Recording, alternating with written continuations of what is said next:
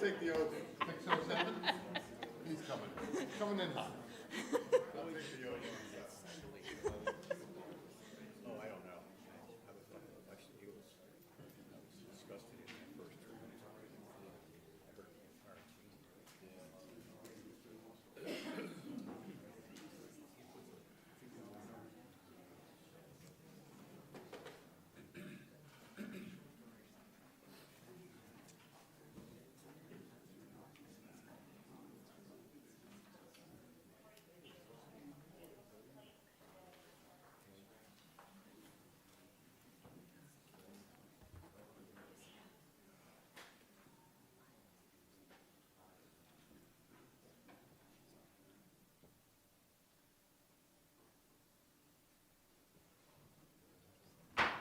Okay, I'd like to call to order the Monday, September 8th regular meeting of Plymouth Township Council. Please stand for the Pledge of Allegiance.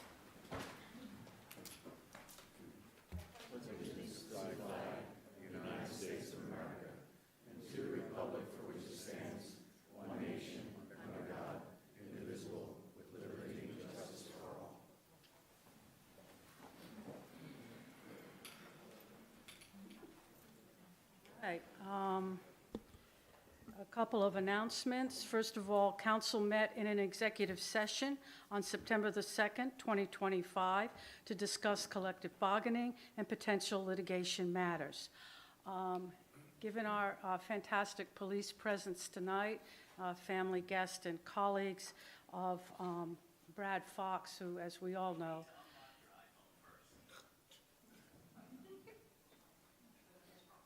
okay, and well, anyway, I want to take an item that's scheduled for later, an information item, and remember Brad Fox now.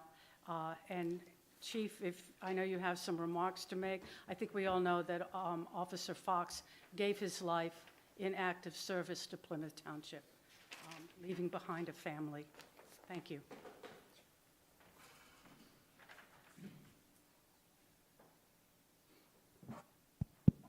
Thank you.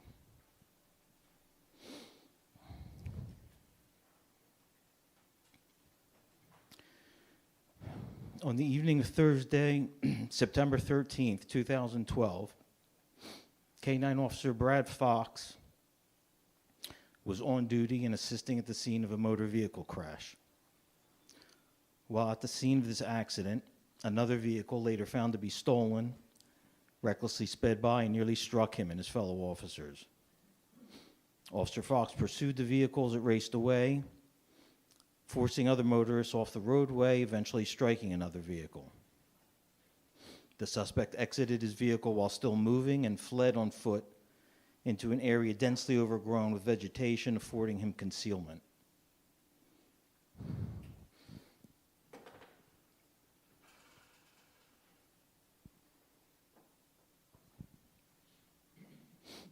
Officer Fox, with partner Nick by his side, pursued him through the undergrowth where the suspect, armed with a semi-automatic weapon, later determined to have been acquired illegally through a straw purchase, ambushed Brad. Officer Fox was mortally shot, and Nick, although wounded, stayed by Brad's side until his fellow officers could locate him.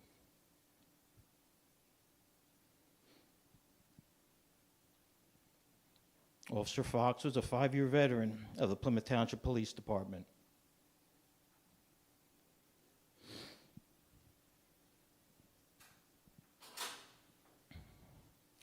He was murdered on the eve of his 35th birthday, leaving behind his wife, their 1-year-old daughter, and a son who was yet to be born.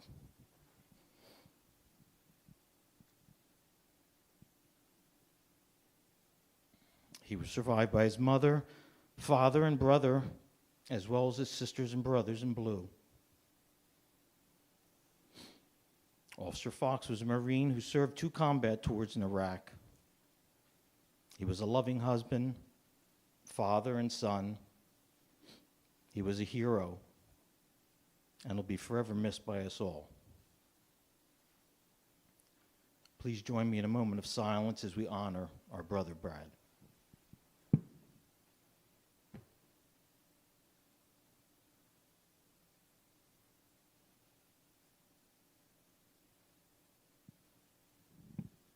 Thank you.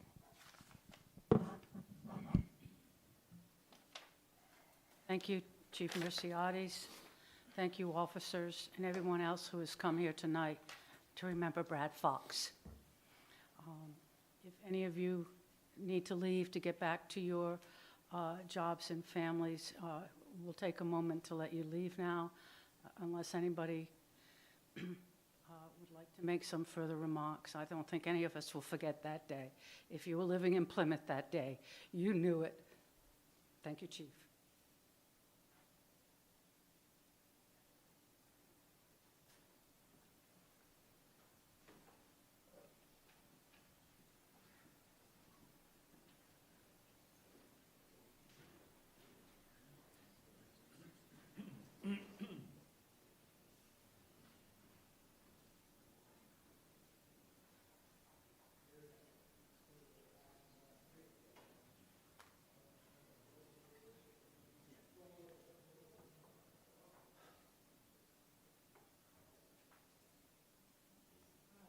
Thank you, and at this point, I'm going to turn the meeting over for a zoning map amendment application, public hearing, and that hearing will be conducted by our solicitor, Michael Clark.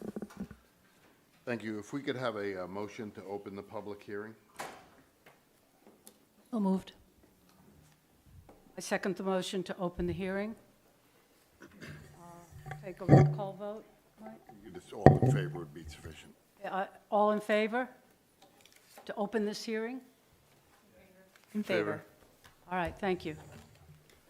This is a public hearing for a zoning map amendment application. 523, 525, 527, and 531 Plymouth Road. The applicant is present this evening, and the property owner, I should say, is present this evening, represented by counsel Kristen Pianzio Esquire. And before I turn it over to Ms. Pianzio, I'm going to mark a couple of exhibits. Township 1 will be the affidavit of publication, indicating that the public notice of this hearing was advertised in the Times Herald and the Times Herald Digital Edition on August 26, 2025, and again on 9/1/2025, and that again will be Township 1. Township 2 will be a copy of the public notice indicating that this hearing would take place and what the basis of the ordinance amendment is. Township 3 will be a voluntary declaration of restrictive covenant that Ms. Pianzio will speak about during the hearing. Township 4 is the review letter from the Montgomery County Planning Commission. Township 5 is the review letter from the Plymouth Township Planning Agency. Township 6 is photographs, a series of photographs of the posting of the neighboring properties. And there are 1, 2, 3, 4 5 photographs of neighboring properties. And Township 7 will be a map that has been created by the township showing the areas where the properties have been posted. As I indicated, the property owner is represented by Kristen Pianzio Esquire. Ms. Pianzio, will turn it over to you to present the application and any witnesses you'd like to present. Thank you, Mr. Clark. Good evening. It's nice to see you all. As you know, I represent the applicant. Sal Payon is sitting next to me. I'm going to let Sal do most of the talking. He has a presentation to present to you. I've presented an application for a rezoning of the parcels that are the subject of this hearing. As you know, the property that we're here to talk about consists or has 4 vacant buildings, vacant office buildings. And as I've said to you, as we presented this in a sketch format earlier this year, and again at your planning agency, across the region, we have been revitalizing and redeveloping vacant office buildings in commercial areas. We have a housing crisis in Montgomery County and across Pennsylvania, and we're here to see if we can address both of those issues with this application. The rezoning that we're asking is a straight rezoning to the D residential district. We're asking for no text amendments or any changes to the D residential. In looking at the applicable unit maximum that could be developed on the property, it is greater than what we are going to show you on our plan. We have done our due diligence with our engineer. Clearly, this plan has not been engineered as we would get to in a full land development application, but we have a pretty good idea of what the maximum density would be. And we have, as Mr. Clark indicated, forwarded to your solicitor a voluntary deed restriction whereby we would limit ourselves to the units that you see on that plan, a maximum of 159 units, whereas the ordinance would permit upwards of 240 units by right. So that is our promise and voluntary restriction. So with that, I'm going to turn it over to Sal because he'll cover the basis and reasons why we think this is a great idea and hope you consider it. Thank you. Thanks, Kristen. Good evening. That's not a microphone. That's my recorder. Oh, I thought that was moving the screen. Who's doing the clicking, you, Matt? Should I swear him in? Yeah, that'd probably be appropriate. We're going to have you sworn in, Mr. Payon. Okay. Would you state and spell your full name? Salvatore John Payon. Would you spell your last name? P as in Paul, A-O-N as in Nicholas, E. You solemnly swear the testimony you're about to give you with the truth, the whole truth, or nothing but the truth? I do. Thank you. And just before we start, Matt Hammond from Traffic Planning and Design is here as well. We don't plan on calling him, but he's here for questions. If anyone hasn't any, we can certainly call Matt up. And Mr. West, you're going to, all right, we'll just indicate when you want to move forward, okay? Thank you. Once again, good evening. Thanks for having us. We have been here before you a few times now, originally back in May of 2024, and then again in April of 2025. We saw the Planning Commission on July 2nd of this year when they recommended that the property be rezoned. And we saw you last week as well on September 2nd for a follow-up leading up to today's meeting. Matt, one slide, please. So as Kristen mentioned, we're here to talk about the rezoning of 525, 523, 527, and 531 Plymouth Road. Looking at the screen before you, kind of in the center of the screen, outlined in red, are 5 office buildings. That is the entire site. The building closest to Plymouth Road, which runs from your top left to middle right, is 521 Plymouth Road. That is owned by Mission Kids. That is not part of our application. Next slide, Matt, please. Zooming in, again, the building that is marked USI Insurance, that is now Mission Kids. They own the property. The other 4 buildings across the middle of the screen are what we are here to request a rezoning for and to propose a redevelopment. Overall, the site is 38 acres plus or minus, and the 5 buildings that you see before you total 185,000 square feet. It's important to point out that there is a current approval of the site that EQT Real Estate has received and has maintained, where the 2 buildings to the low right portion of the site, close to the Pennsylvania Turnpike, would be demolished, leaving 3 single office buildings totaling 111,000 square feet. That includes the Mission Kids building. In place of the 2 buildings to the bottom, and for reference, those are 527 and 525 and 527 Plymouth Road. a new office building that is 7 stories and 245,000 square feet could be built for a total of 354,000 square feet of office space. Next slide, please. When we start to work on a new project in a new community, we try to be thoughtful about how we approach it. It's not just about how many lots or how many units we can put on a plan. And the first place that's always a good place to look is comprehensive plans. There are usually 2 that we go by, one from the county and one from the township. What you see before you is an excerpt from Monco 2040, which was adopted a few years back. And this area, or our particular site, is considered to be a regional mixed-use center. The primary focus of that is it's a suburban core with significant retail, office, and residential land uses. It expands beyond just the subject property that we're here to talk about this evening. One of the recommended uses are multifamily and townhomes. So I'll, of course, emphasize the townhome portion of this recommendation by the county. The letter dated August 1st from the Montgomery County Planning Commission was admitted as record. The county did recommend a map amendment for this property. Also, we look at the county's comprehensive plan. I'm sorry, I don't have a slide for it, but here it is. The township's comprehensive plan, Plymouth 2040. And Plymouth 2040 mentioned a few things that are relevant. First of all, there are currently about 15.5% of the total homes in the township are townhomes. It's noted that they are an attractive housing choice.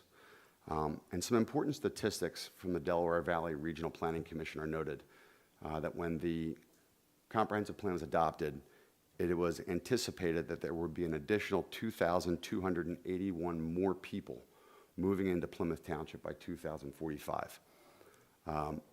The recommended support for those people would be an additional 1,410 housing units by that same year, 2045. At the time it was adopted, that would be 47 housing units per year.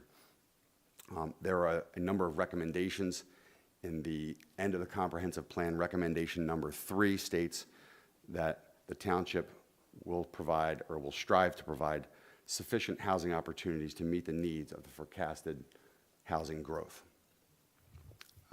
Next slide, please. This is a map of Montgomery County. Circled in red is the area of Plymouth Township that I mentioned on the Monco 2040 map that calls for this area to be a regional mixed-use center. Next slide, please. So the third thing that we always look at is the township zoning map, what's happening around the site. This is the entire map of the whole township. Next slide, please. And what we do when we look at it is to see if what would make sense. And a common term that we go by is transitions. What are the transitions in the area? Because in our area, or this part of Montgomery County, a lot of the projects that we do or another developer might do are considered infill. And township zoning plans and zoning maps were drafted many, many years ago. And over those years, times have changed and needs have changed, and we go through different cycles. So looking at this zoomed in portion of the zoning map, right in the center of the screen, you'll see a highlight on office laboratory. And it's shaped kind of like an arrow property outlined in red. That is the site that we're talking about for the most part today. Kind of running from upper left to lower right is the Pennsylvania Turnpike that creates a divide through the township. And starting in the, let's call it the top left, you have some industrial use. And coming down along the turnpike, you'll see D residential. That's Donna Drive and Ashley Way. The Pico power lines run through there. There's a very small industrial site off of North Gravers Road. And then you have the site that we are here to talk about this evening. So I'll note that the D residential at Donna Drive and Ashley Way are very, very close, almost contiguous. Continuing along the Pennsylvania Turnpike, there's the Sussex Square apartments. zone residential special, and then you have interchange, and there's some additional limited industrial by the Turnpike's exit ramp and on-ramp. So if you, and then, sorry, to the top of the page is B residential and A residential. So when we try to look at planning, when planners look at planning, or when I look at planning, we try to create a transition of uses when they might be applicable and make sense. So looking at an interchange and industrial use, going to an apartment use, and then to this property, which could be D residential, then leading to B residential, and then A residential would be a logical transition of uses across this area. Next slide, please. So this is our sketch plan that we put together. And I don't want to use the term sketch plan too loosely because we did put a lot of thought into it to try to make it a plan that is what I would consider more realistic and not just houses thrown on a piece of paper to get something in front of you. What we are showing on the very top is the existing office laboratory district that would remain, and that is the Mission Kids property. If you're looking at the page or at the plan, to the left of that is the B residential site, that's Alexander Drive, and then Plymouth Road is at the top. What's not in the screen is Plymouth Elementary School. Shaded to your right, next to the Mission Kids building, is Sussex Square Apartments. As I mentioned earlier, the whole site is 38 acres plus or minus. The part that we are looking to rezone and redevelop is 29.5 acres plus or minus. This plan shows 159 townhouses. There are 2 different unit types. They would all be 3 to 4 bedrooms, 2.5 to 3.5 bathrooms, and 1 to 2 car garages. I mentioned 2 unit types. The first is the type that is closer to the Pennsylvania Turnpike. They would be a 3-story unit. They're slightly smaller units. The garage would be on the first level, and then living space above that with bedrooms above that. They would be approximately 2,250 square feet to 2,400 square feet. And then closer to Alexander Drive and the B residential, we would transition to a more traditional 2-story townhome that's slightly wider at 26 feet and deeper at 54 feet, possibly up to 60 feet deep. And they would be in the range of 2,250, 2,300, up to 2,500 square feet. We spent a lot of time looking at stormwater, looking at this plan, the top right corner of the site between the Sussex Square Apartments and Pennsylvania Turnpike. That's an existing stormwater area. So we would propose to expand that space, and there are other stormwater areas on the site to address the current stormwater needs should this plan be something that we take into land development. At the bottom of the page is North Gravers Road. Currently, that entrance off of North Gravers Road is right at the beginning of the bend. It's in the bend of the road. We would look to move that closer to the Pico power lines or plan left as you're looking at it to provide better sight distance. And last but not least, an important thing to note, this plan shows sidewalk on almost the entire community. From past meetings and discussions with the planning agency and with you, we understand that sidewalk on both sides of all streets is very important, so that would be something we would include. In the past, there's been a question about where the accesses for our site would be. It's not only on North Gravers Road. The access would be shared going out to Plymouth Road as well, so there would be 2 points of access for the project. Oh, yes, thank you. There's an odd-shaped finger between the Mission Kids building, which again is noted as existing office laboratory, and the B residential district. It goes from the lower portion of the site where you see our proposed units all the way out to Plymouth Road. It's about a 50-foot wide strip. That is not a trail, that's not a sidewalk. That is currently a pretty well buffered portion of the property between Mission Kids and the homes on Alexander Drive. We are not proposing to develop that area. The vegetation that is in there would remain. There's an emergency access for Alexander Drive over to the Mission Kids building. That would not be disturbed. The funny little line that you see, that there's setbacks would be required per the township ordinance. So to avoid any confusion, that's not going to be developed. Not proposed to be developed, excuse me. The township's D residential zoning district permits 8 dwelling units per developable acre. The plan that you see before you only proposes 5.35 dwelling units per gross acre and 6.88 dwelling units per developable acre. This plan is zoning compliant from everything we can see. We are not requesting or suggesting any text amendments to the D residential district. We would strive to develop it as close as to what you see in front of you. Another important thing that we put a lot of thought into is parking. A lot of times when you get a more populated community such as this one, it can be a challenge to address the parking requirements. And the township's ordinance requires that all the parking be done in such a way that you don't have to move a car to get to another one. So for example, if you have a one-car garage and you have a driveway in front of that garage, of course, the garage cannot be counted towards your parking because of the potential that a car sitting in the driveway would block the car in the garage. I hope that makes sense. So what we did was, number one, we have not counted any of the garages in our parking counts.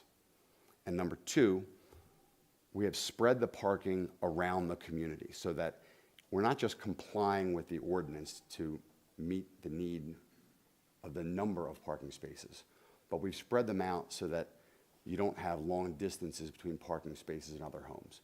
When there's that birthday party, when the Eagles win the Super Bowl again and we're all celebrating, when we have a family gathering for the holidays, you don't have inconvenient parking leading to many cars parked in the streets.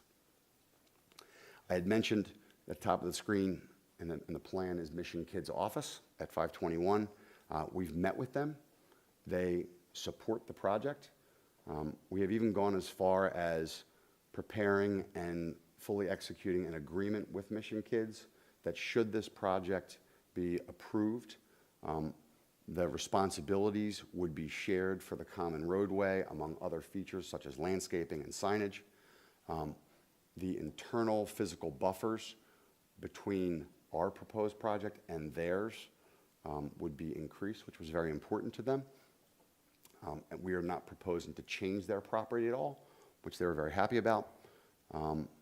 And what we assume would be our association would be taking care of the majority of that responsibility of maintenance with Mission Kids. Next slide, please. So once we drew the plan, we thought it was important to get an understanding of coverage comparisons between what is there today and what we are proposing. So impervious coverage, which is driveways, roadways, sidewalk, there's a reduction in the impervious coverage between what is there today to what we're proposing of 81,000 square feet, which is almost 2 acres. That's a reduction from 42.4% to 36.7%, where 50% is permitted by ordinance, a reduction of 5.7%. There is an increase in building coverage slightly, from 11.8 to 14.6%. However, the ordinance under D residential permits a 35% building coverage, so we are far, far below that requirement. Green space increases from 57.6% to 63.3%. Almost 60,000 square feet, almost 1.5 acres of additional green space. And we are providing 28.3% open space when 20% is required. That's non-impervious cover, which I described previously, but it also includes non-stormwater facilities. So Stormwater basins are not in that percentage. I explained to you the parking previously and how we came about it. 350 parking spaces are required and 350 are proposed. And again, that does not include garages.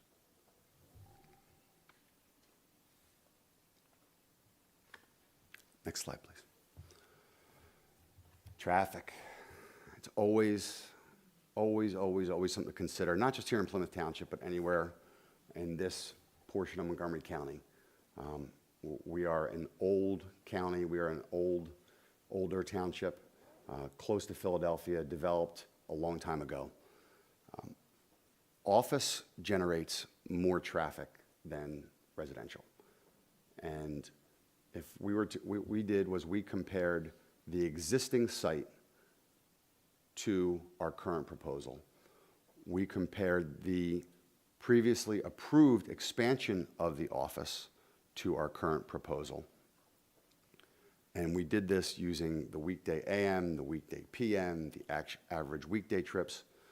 At the bottom of the screen in front of you, you'll see there are totals and breakdowns. If we compare our current proposal to the existing site today, there is a reduction in the average weekday trip of 350 cars per day. If we compare it to the previously approved proposal, expanding the office, there is a reduction in the number of trips of more than 2,000 cars per day.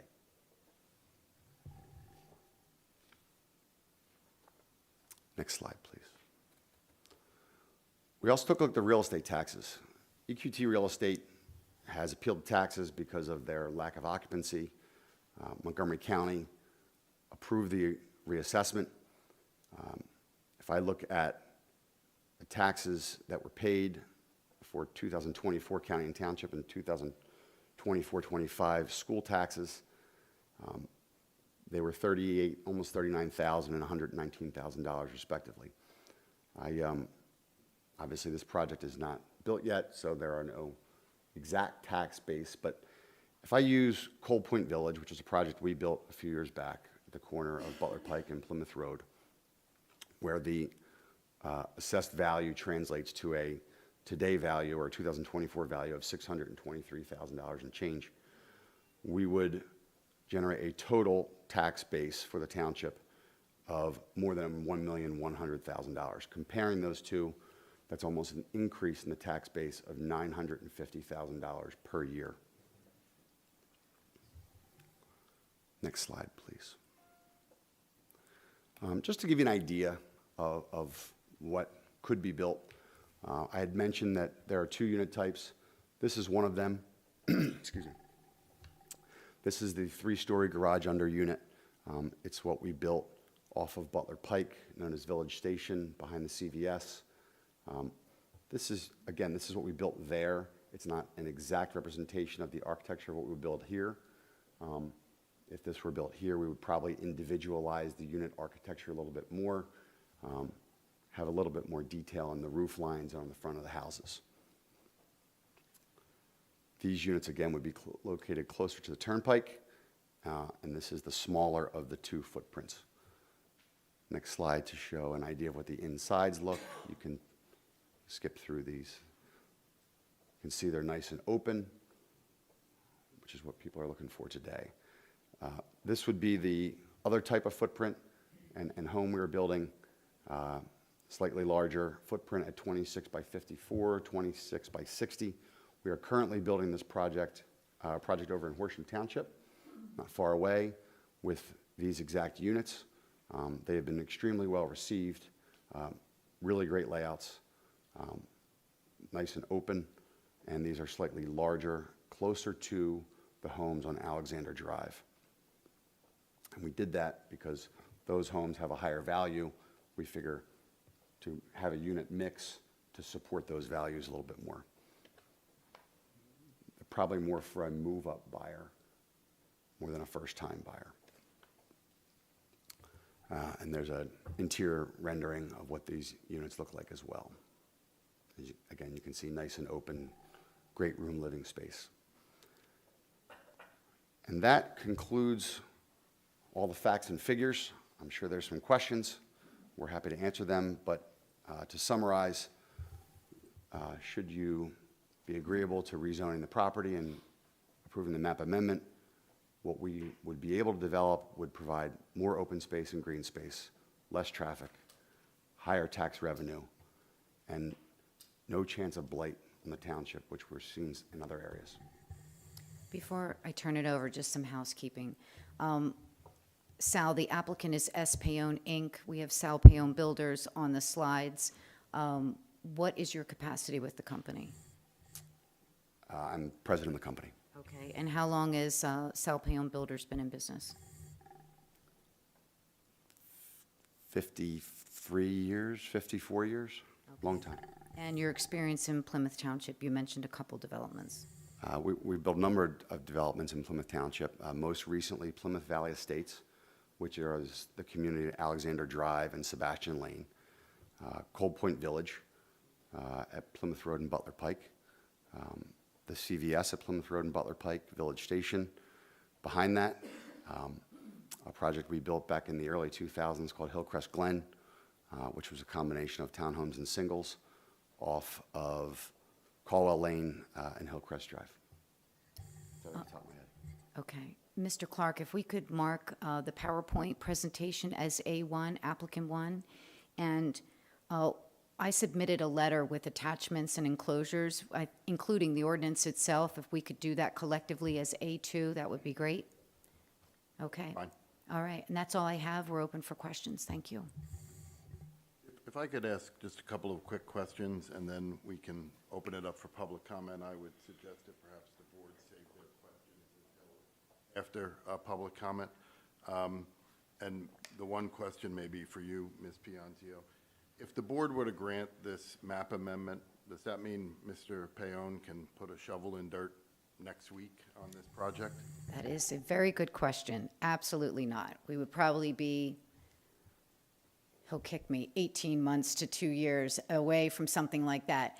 In the event the rezoning happens, then the engineers get to work and do a full land development application with engineered plans that need to be submitted, reviewed by township staff and consultants. Review letters are generated, then it goes through the public process here, obviously, through your planning agency, back here before council. Traffic would be reviewed, lighting, stormwater management, landscaping, the configuration, connectivity, things like that would all be reviewed. Also a public process. The county would get another review, and the actual moving of the earth and the development of the ground, and that picture would come to life in a 3D style through that process. And we'd also have to go through the county conservation district for our MPDES permit and all the stormwater design, so a very long process ahead of us.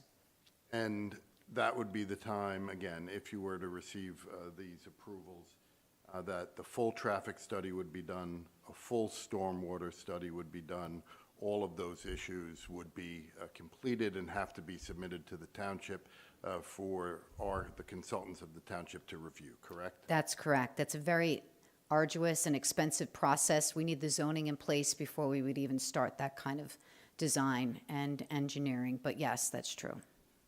And Mr. Payone mentioned a little bit about traffic, and there was a slide about traffic. Do we know what the occupancy rate is on these buildings right now? Approximately, yes. Excuse me. Each building is about 36,000 square feet, I believe. There is currently, between two buildings in total, about 25,000 square feet currently leased. And that would be 25,000 square feet out of 150,000 square feet. So the traffic count that you mentioned earlier, that's based on what it would generate if it were fully occupied, not what it's generating now. That is correct. Okay, so it may not be generating the traffic that it would be at full occupancy, correct? Correct. So when And- you say the residential will be less than the office, it's not necessarily what it's generating today, but what it could at full occupancy of the office. development. That is correct. We're now going to open it up for public comment. One of the things that I wanted to make sure everyone understood, and it's the reason we asked Ms. Piantio these questions, is there are certain aspects of this that if this gets approved will be come out during the land development process. If you have if you live nearby and you have questions about lighting or stormwater or even some of the traffic issues, those are not necessarily issues that we may have answers or they may have answers tonight. There's a whole separate process if this gets approved this evening that the applicant will have to go through. This is your opportunity to make comment. Ms. Piantio will determine which questions she'll try to answer if you have questions for them and which they may not have information on. And then at that point in time, the board will ask questions of Mr. Payon, perhaps Mr. Hammond, and Ms. Piantio. So, probably the easiest way to do this is, if there's anyone in the front row who wants to make public comment, if there's anyone in the second row on this side over here who wants to make public comment, raise your hand, and please come to the podium. Identify yourself and just let us know if you're a resident of Plymouth Township. Thank you, council members. Thank you, Mr. Payon. Thank you, members of the community. My name is Mitch Yannick. I live at 112 Nursery Drive. Been a member of this community for 5 years. There's some concerns that I have, and I'm sure a lot of people in the room share too. One is the reduced number of cars that's anticipated. Most of those locations are unoccupied right now. As you pointed out, sir, I don't know how one can extrapolate that the lower traffic in that area once the residential community goes in, because there's no traffic now. The other concern I have is that some of the parents are with me here, our children go to school, they take buses on Nursery Drive, and right now, especially in that community, there's a lot of traffic that goes there that is speeding. When the buses come, they do stop, the police do a great job. I'm not blaming the police for this, because they're gonna have their hands full. So, with that increased amount of people, 149 townhouses coming in, how many people will be coming and going at times the buses are going? What impact is that going to have on the safety of the kids trying to go on the bus? You look at Action News last week, they did a report about Delaware County, about buses being compromised by vehicles going around them. The other concern I have, council members, is what's it going to do to our water pressure? When you start putting 149 more townhouses in, what impact is that going to have on the residents here with water pressure? The other thing is the egress and access routes. If I understood Mr. Payon right, there's only going to be 2 locations that you can get in and out. Yeah, what's me? So that's going to really stalemate traffic on Nursery Drive, not Nursery Drive, on thank you, Gravers Lane, and also on Plymouth. So with only 2 access points, if there's a major disaster, that's going to cause a lot of headaches for the police department. Why do I say that? I was a policeman for 4 years. So I have some experience with traffic patterns, and I understand what the chief is going to put up with. The other concern that I have is, you mentioned a 7-story building possibility, but I didn't hear any explanation of what that might be used for, or what is going to be housed in that building, what type of businesses, how much more traffic is that going to bring? That has been previously approved on that site. What Mr. Payon is proposing would be in lieu of that 7-story. Okay, thank you. I misunderstood that, so thank you for clarifying that for me.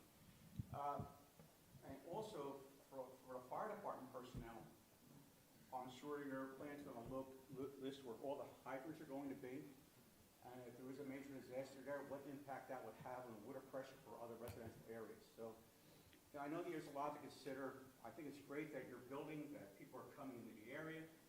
The other thing I think I'm concerned with is long-term, what's that going to do to our tax assessment? Even though it says it's going to bring in $1 million, let's face it, you're going to need probably to expand the school sometime. If additional people come into this neighborhood, additional children go to school, is there enough room at Plymouth Elementary? What impact is that going to have in the future on that school? Are they going to need to expand? Are they going to have more teachers? Are there need to have more buses? And what about the services of that community? What about trash pickup? What about other services, the highway patrol? whatever it may be. It's going to have an impact on everybody here. I'm sure other people have comments, but I want to echo this and share this, because my main concern is, I don't know where the traffic analysis came from, what less traffic, but I don't see that. I don't see that because there's no traffic now from those buildings.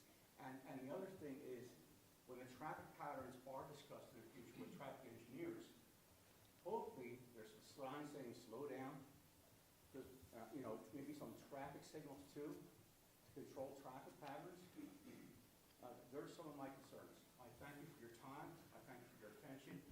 Thank you, Mr. Pion. Can I spell your last name? Yes, Y-A-N-A-K. Thank you. First name Mitch, M-I-T-C-H. Thank you. Anyone else in the second row over here?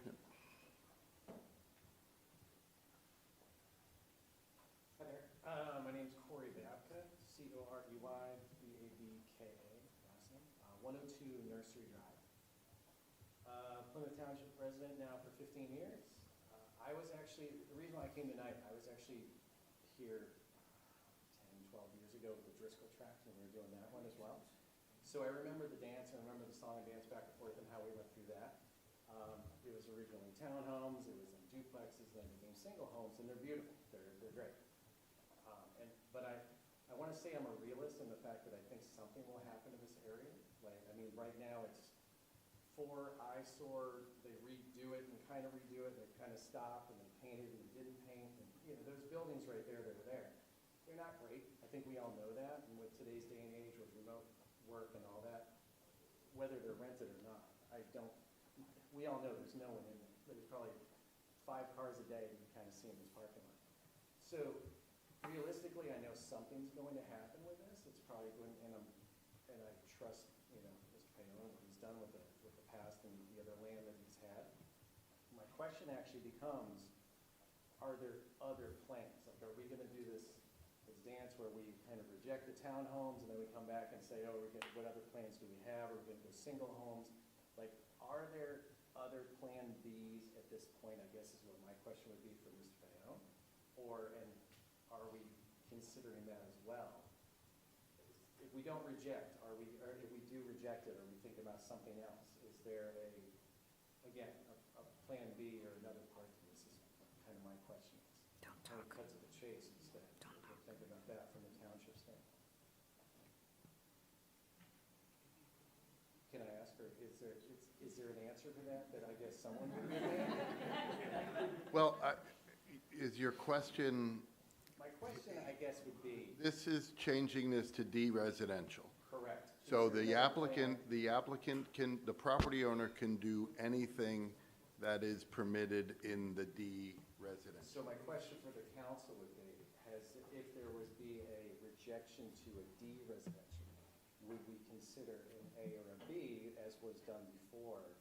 I mean, that's probably way down the road for you, but that's why I'm also kind of over this way asking Mr. Payon, if that gets rejected, do you have further plans for a B or an A residential zone? Right now, we're really hopeful that council considers and adopts this plan for the D residential so we can proceed with the townhouses. So that's, okay. So comment would just be echoing what Mitch would say. It's a lot of homes, it's a lot of areas. I think most people in here, I don't want to speak for everyone, but I know myself, I'm a realist in the fact something's going to happen there, which we welcomed, I think, instead of the 4 buildings that are not doing anything. But I would appreciate instead a consideration of the A or the B that we had before. Same thing that happened 10 to 12 years ago. All right, thank you.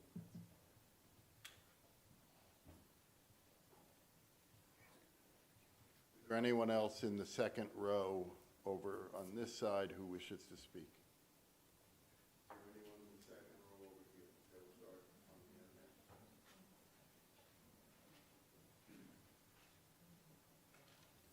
Good evening, I'm Linda Trembath, I'm a resident on Camelot Drive. Spell your name.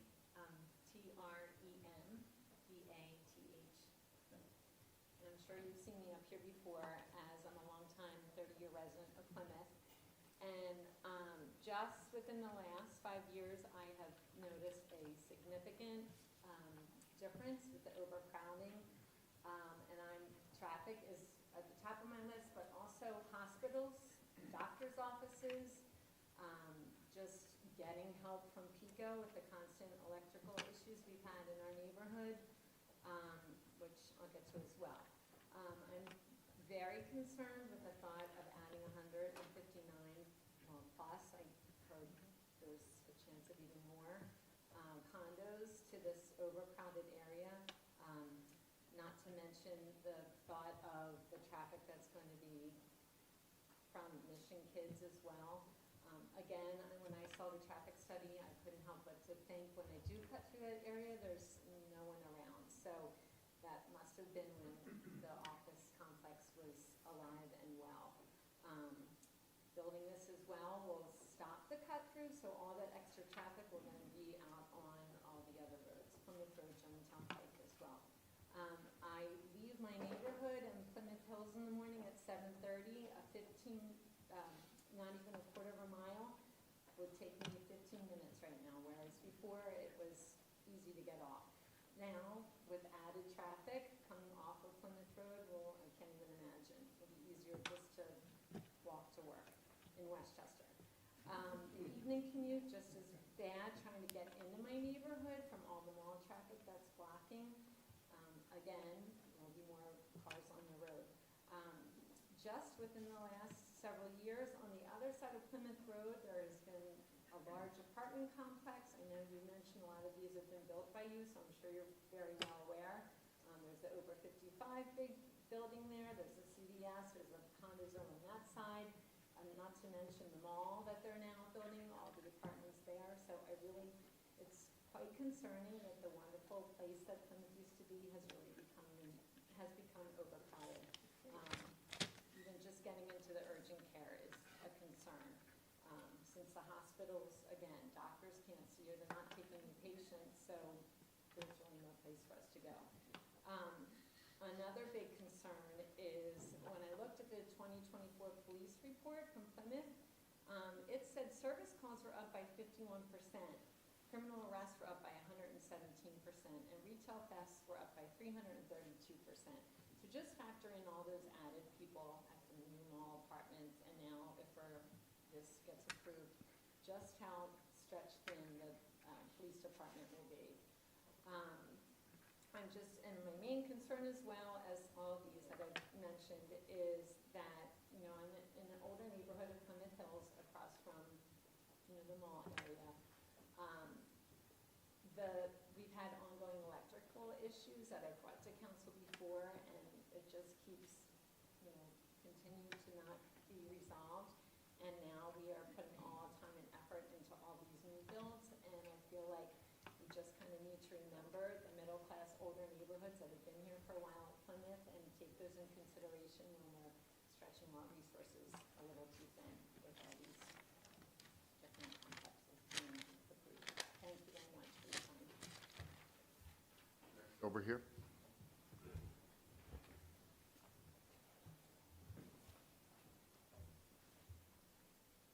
Good evening, my name's Rita Spira. S-P-E-R-A. Same as Linda and Mitch said, traffic is a nightmare. I live off of Plymouth Road. I don't know if anybody has ever tried to pull out of Plymouth Road, but it's dangerous. I'm going to dispute the study for traffic because I don't think anybody's been in that office building since COVID. So I would say they're very inaccurate numbers, number one. Number two, when the development went up near the CVS across the street from Germantown Pike, we had many sinkholes that totally disabled all of us. And I think the one sinkhole was out for almost a year. We couldn't access Plymouth Road. It took me 45 minutes to an hour to get to the high school. That's ridiculous. It's 2 miles away. It's a big concern. The schools have already been expanded. That's taxpayer money. Right now, currently in Plymouth Elementary, I think the first grade has 8 classes. That's ridiculous.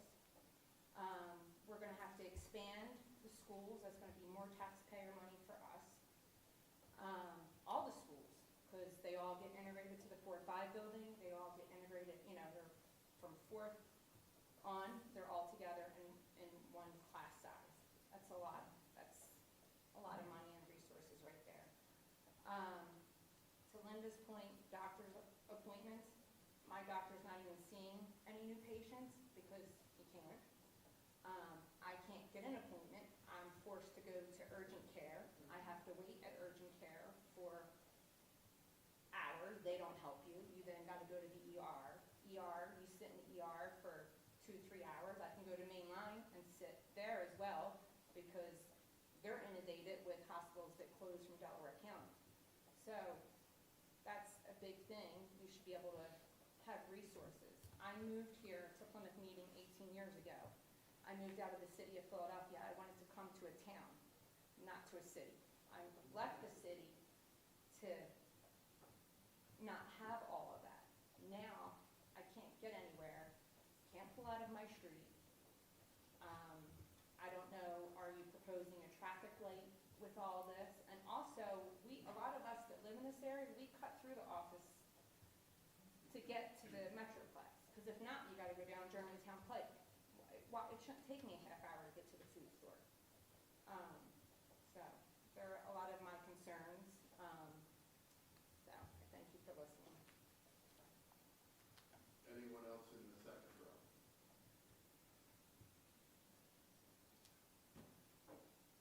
Anyone else in the third row on this side, please?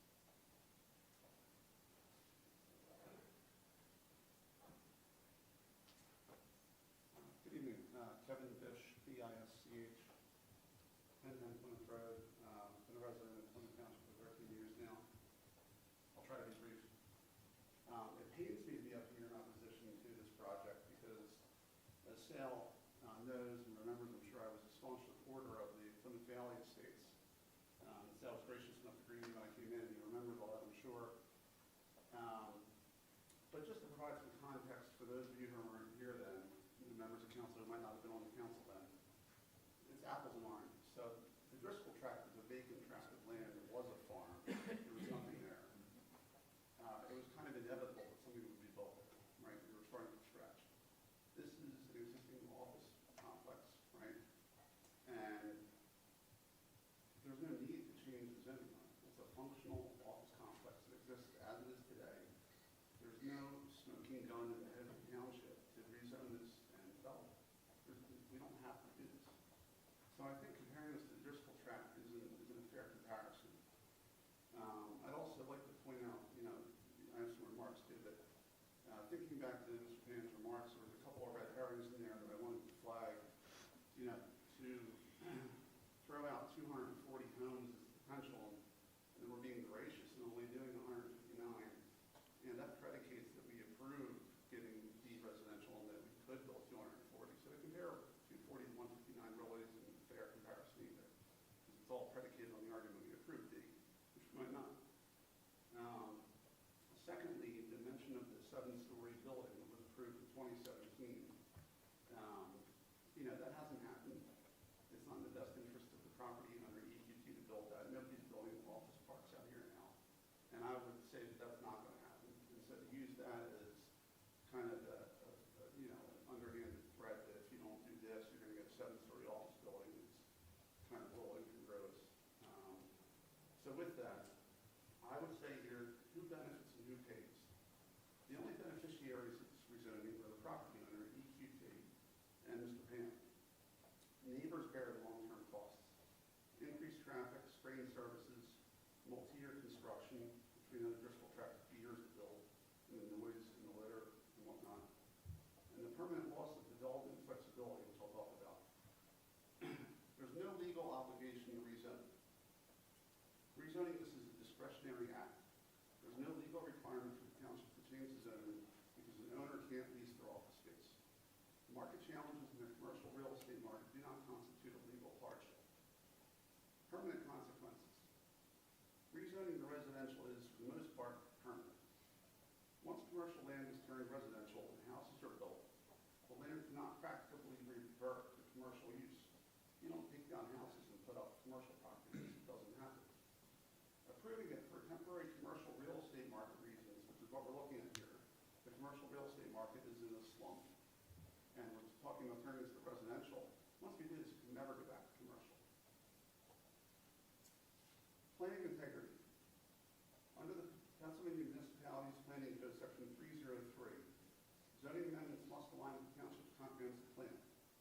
this area is not designated for medium-density residential, approval is inconsistent with the planning policy. Our zoning map places this property in planned office park category, and the Plymouth 2040 guide emphasizes mixed-use commercial centers and connections to employment centers. A 100% residential townhouse project at a turnpike-adjacent office park cuts against that direction. If the future land use map doesn't specifically designate this parcel for medium-density housing, approving this rezoning would deviate from that plan, undermining long-range policy. Rezoning an isolated parcel for private gain risks spot zoning, which can be challenged legally. Precedent and policy risk. Approving this as a dangerous precedent. Other underperforming commercial properties, which there are plenty of in this township, could demand similar rezoning, undermining long-range planning and zoning stability. As I mentioned, in 2017, Exeter received approval to replace 2 of the buildings with a 5 to 7-story office building. That never happened. I don't think it will happen. The landowner has had entitlements before and failed to act on them. Why should we grant them another, even larger entitlement? Community impact. The current use is effective. The park is quiet and well-maintained, low traffic, and serves as a buffer between residential areas and busy roads. And as has been mentioned, the through street is very helpful to the neighborhood, keeps traffic off of Germantown Pike and Johnson Road. The traffic, as Mr. Clark pointed out, comparing the traffic study to the existing state is laughable. There is no traffic right now. You can go through that office park at 2 o'clock on Tuesday, there's nobody there. So in closing, the council has a clear choice: support 2 private party entities' profits, or protect the public interest, preserve community character, and uphold planning integrity. On behalf of the concerned neighbors here, I urge you to reject the zoning map amendment. Thank you. Anyone else in the third row over here? I think, since a couple people have mentioned this, I think I want to clarify something that was said. And Mr. Hammond is here, who is the traffic engineer, and perhaps you may want to ask him this question at the end. The traffic counts that Mr. Payon referenced are not as they are today. They are what they would be if the office building was full. That's what they're basing their numbers on. How many would be generated, how many trips would be generated if the office park was full, and as opposed to the residential, not what they are now. Clearly, it's 25% vacant. Clearly, there is very little traffic coming out of that spot. But that question I asked of Mr. Payon is, the numbers that he showed, was that as it is today, or as it would be if the office park were full? And that's where the difference in those numbers is. Bob Delacour, 9 D-E-L-A-C-O-U-R, 905 Woods Road. I've lived here a long time. Sebastian Court, whatever that road is called, no problem. Goes off into a nice little side street. Alexander, they're idiots. They pull into traffic, they don't care. You can see them coming, they don't even think to stop because they think they have 2 feet. Going onto Plymouth Road is a disaster waiting to happen. It's only a matter of time before someone gets killed. And it'll be me. They're young, they move fast. I'm old, I don't move as fast. But I right away. And I give it to them. I have to jam my brake on them. They can't let them take that little, whatever you want to call that little section in the back there. What would you call that section? The little Finger. What is it? Finger. Finger! Oh, my God. They're going to squeeze that little building out next to it. They're going to squeeze that little building that just got built there, which had a residential, but it's commercial. That's the little one in between. I don't understand that. But if you want to build a 7-story office building, you're replacing what you can't lease now. So they're not going to build it. But I see something being done. They're going to go against the schools. It's going to cost money. Every time I go, you guys raised the real estate tax last year, first time in 30-something years. Congratulations. Did you do it again? I forgot to look. And then you raised 10% 2 years in a row of the earned income tax because of COVID. I didn't get it back, but I'm retiring. Keep charging. The parcels, are they going to Is there an HOA there now, common area with the 5 buildings now? Yes, sir. Does Mission have an agreement with everybody that if they suddenly lose that section, they're gonna get stuck with all of it? Let's not get Or is into there that. gonna still be any? We're not prepared to address any of that at this point. Okay. My question there had to do with, will they move their entranceway to the finger, or are they gonna keep the entrance where it is now? Little kids don't drive, but parents might drop them off. But they're demolition, what do you call them, demo? They're ripping the building apart right now. There's no kids there, so I don't know if it's gonna be busy or not. I thought that was funny, it's got all the windows out. I don't know if that's permanent or not. I don't know how much traffic it'll generate, but hopefully they only have their little thing there with their own drive, but if they're gonna combine it, then it's gonna be hell. Because parents love to get their kids to where they're going, get to work, and they just go through my neighborhood now, to the elementary school, to the middle school, with no regard for anything. They just speed on through. I mean, it's tempting, but I have no problem if they could put it onto the back street there. You know, as far as the curve goes, where they have that entrance now for the buildings, I can see really good, they're coming that way and this way. They move it over, I'm not gonna see them flying down there. Where the road is now, coming out, you can see them coming. And you know to slow down or stop before you pull out. Yes, I cut through there too.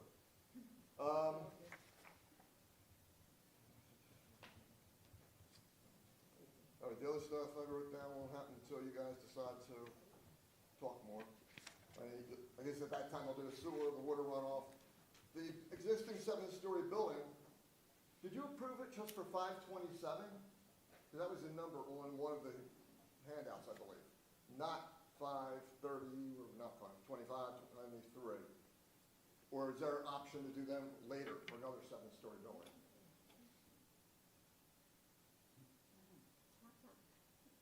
No? Are you asking if I'm they, asking the 527, it was on the I plan. think it's 2 parcels that were part of the 25 and 7-story. 27. So I was down at the bottom there, close to the turnpike where people like to have, right? The other concern was, I just saw where there's plans or in consideration also Colwell and Ridge to rip out that office building part. The mall, I don't know what's happened at the mall, it's a 10-story building, and God, you had plans there to put 1,000 units, not you. People had plans for 1,000 units, 400, I don't know what that is. But you're talking about 2,000 potential units or residents coming in? I forgot what you said, residents or units? It's the DVR. Residents, okay. Just It sounds like you hit look that down at number your real quick paper. with the apartments. That's a lot of property. I don't know if you take that into consideration. I would think you'd want to put a 55-plus community in there. No kids, they don't drive as much, I know I don't. And I'll wait for the next plan until then. But if you're going to approve it, I would not let them go on to Plymouth. That's another disaster waiting to happen. You don't need, Alexander's maybe do a back door and put that on them and go out the other direction too, you know, up through the side street there. It won't make Mission happy because now they have to drive, they just lost half the township.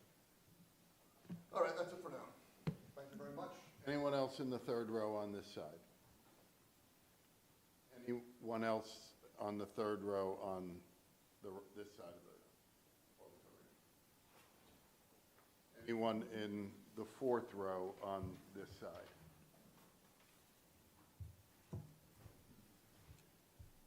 Ronald Plant, Plymouth Township. Plant, P-L-A-N-T. I'm coming from a different angle, like you mentioned. The buildings are there, I'm figuring something's gonna happen. And so I'm kind of speaking to you, but also to the committee. I think we need to also consider, property for different demographics. You mentioned the housing crisis. I would think that the housing crisis is for multiple people, not just one demographic. And I'm in a situation where my daughters are about to they're graduating college, so they're about to start their families and hopefully become homeowners. And I want them to be able to live near me, so I want them to be able to afford something within Plymouth Township. Same thing with, we moved my mother-in-law from Philadelphia out here, and we're losing all of our ranch houses out here. All of the ranches are getting bought up, and these big old buildings are being being created, and so we won't have any place for any elders to live. And so we're getting ready to just we're just gonna have just one demographic in this area, and I feel like I moved to Plymouth for the variety and the diversity, and so I'm hoping, so not just with the building, I'm throwing that out to you as you consider building, but also to the committee. Any of these new projects that come in, I don't want to use the term affordable because that may have a negative connotation, but we need to be able to allow, I think, elders and then more first-time, like homeowners, to be able to purchase in that area. That's all I have. Anyone else in the fourth row?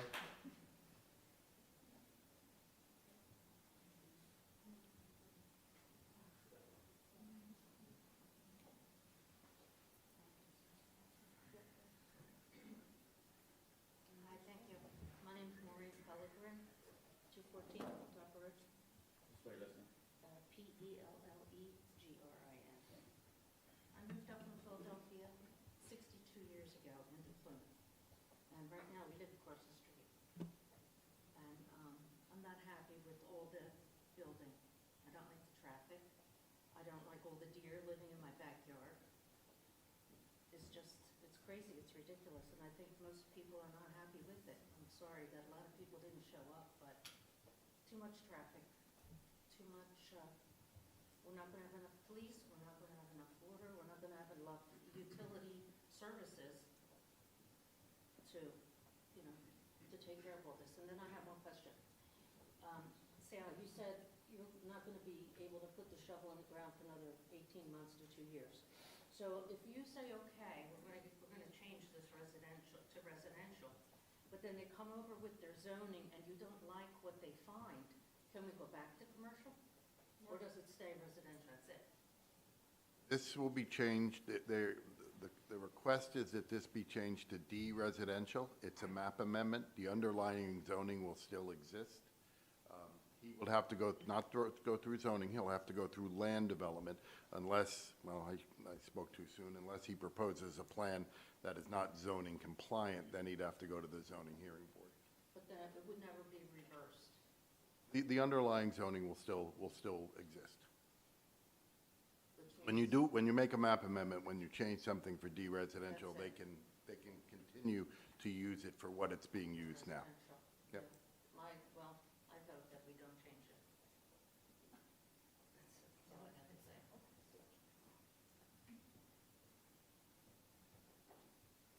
Is there anyone in the fifth row? Yep.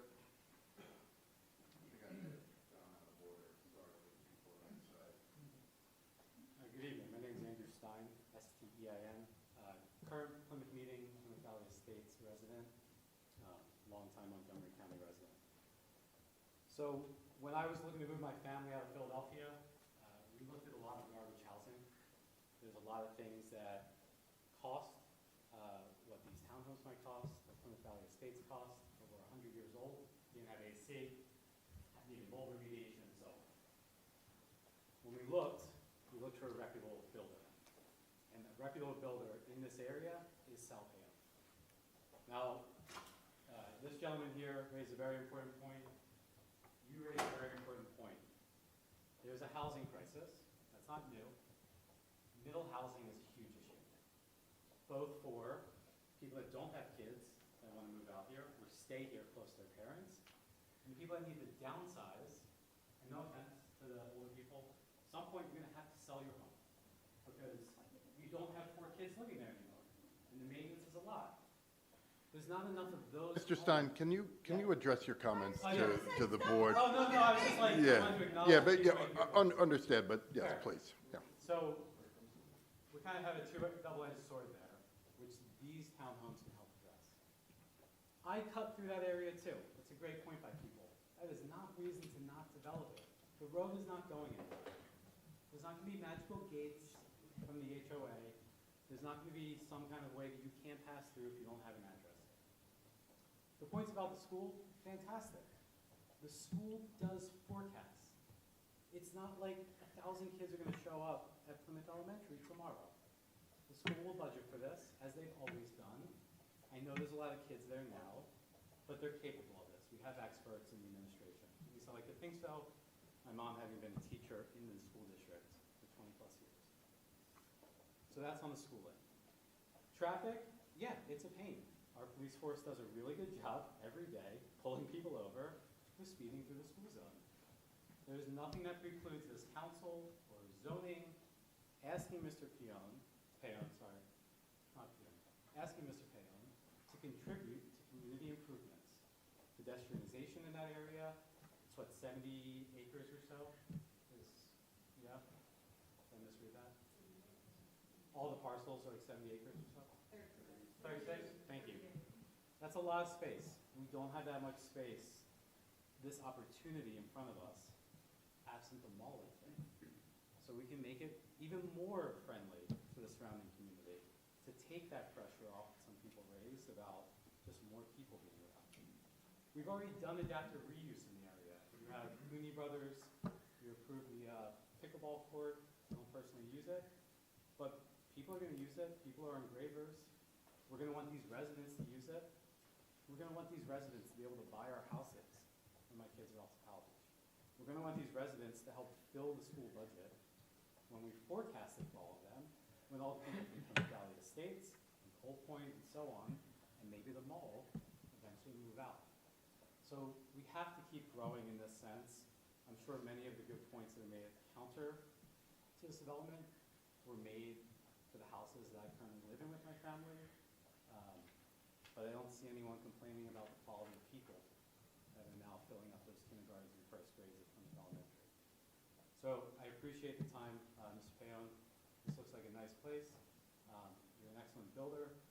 You know, you've been responsive in all of our stuff. So if this is going to get developed, people, I just want to add in that we are fortunate that we have, you know, a Montgomery County resident. There's a lot of big corporations that could buy this place that will build really bad housing, and that'll be more headaches. All the headaches that you list that just won't be able to get addressed. At least we have someone who's part of the community. So thank you for your time.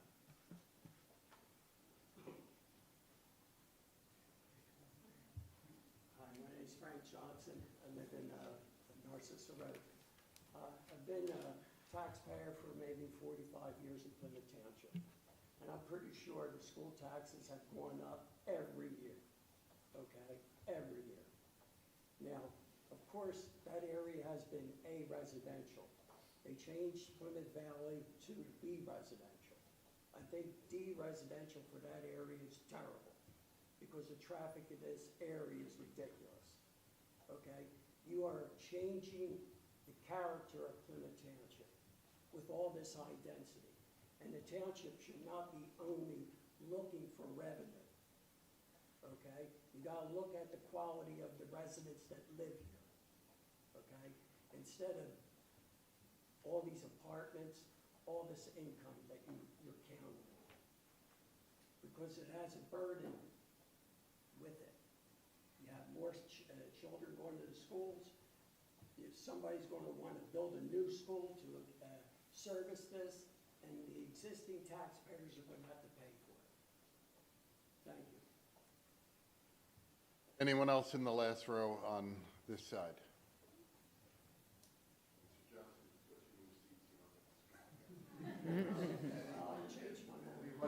Anyone in the fourth row on this side? My name is Jim Magra. Spell your last name? M-A-D-R-A-K. We moved up from Roxbury, Mamaroneck area approximately 20 years ago. And I drive my son, I'm real familiar with the area because I'm teaching my son how to drive right now. And there's no one in the office building. So the comparative between the two is just not right. But also that's a cut through for everybody, which I agree with everybody. It's alleviating the traffic for people taking their kids to Plymouth High School or everything else. I drive my son every morning. It takes 35 to 45 minutes. I live right near the golf course off of Sandy Hill Road, on Terrace Road. It's 35 to 45 minutes any day to just go down Plymouth Road or cut across or get down to Germantown Avenue. It's really ridiculous. There's something they never talk about with these developments. My nephew has lived in a few townhouses. There's all the visitors to the townhouses. It's a big factor, and no one ever speaks about it when they're doing buildings. I went to school for architecture, so that it's more than anybody realizes, because he was talking about one car not blocking another. So you get a garage, you get a parking spot. There's hardly any parking spots on all the streets because of the curb cuts. So my nephew lives up in a development. We go to visit him, you're driving around for 15, 20 minutes. And then you have to factor in visitors to the people that live there. And the visitors really factor in on weekends, weeknights. So you're more prone to accidents, and you're more prone to also visitors create problems. Because you'll have children live there, you got young bucks coming in, there's, you know what it brings, right? Partying, everything else, and it's a big factor, the number of people. If it's 159 homes, you're gonna have 159 families. And also, you know, you base it on one car in the garage, one car on the pad, up off of the curb cut. Everyone has 2, 3, 4 cars. If you have kids, you sometimes have 5 now. So the fact is that the numbers that you point out are just a fallacy. They really are. And it just compounds with visitors too. And the compounding is like evenings and weekends. You know, it probably won't affect your school hour like the ride that I had, but it's a lot of people that you have to add on to these numbers, a lot. Your numbers are so far off and inaccurate. It's, you know, it's absurd to me when I think about it. So that's my piece. All right? Thank you. Anyone else in the fourth row?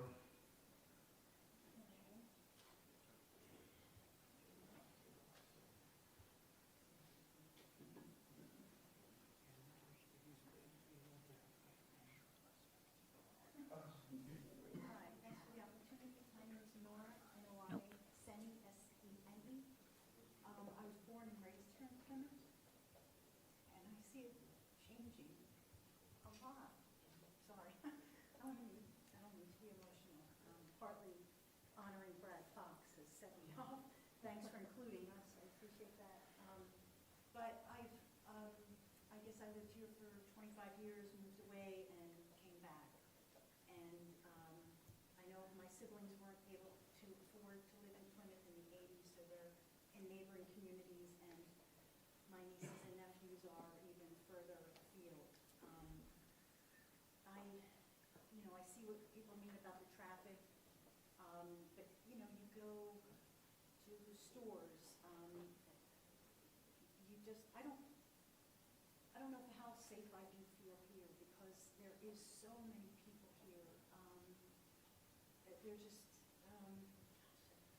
I feel like we're having more of a quantity, like we just can't get enough people here.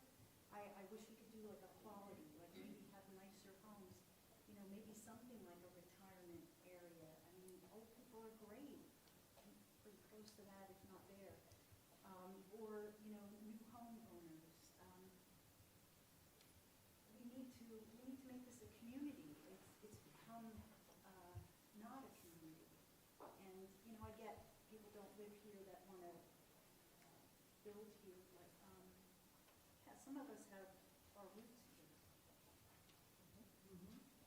So, yeah, I ask you guys to please keep us in mind and make good decisions for us. Yeah, my sister. School's not. My dad was from. Any,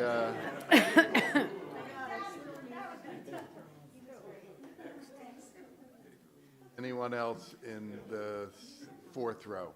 Anyone else in the last row? Okay, please come forward. Good evening, thank you. My name is Perry Blatstein, B-L-A-T-S-T-E-I-N.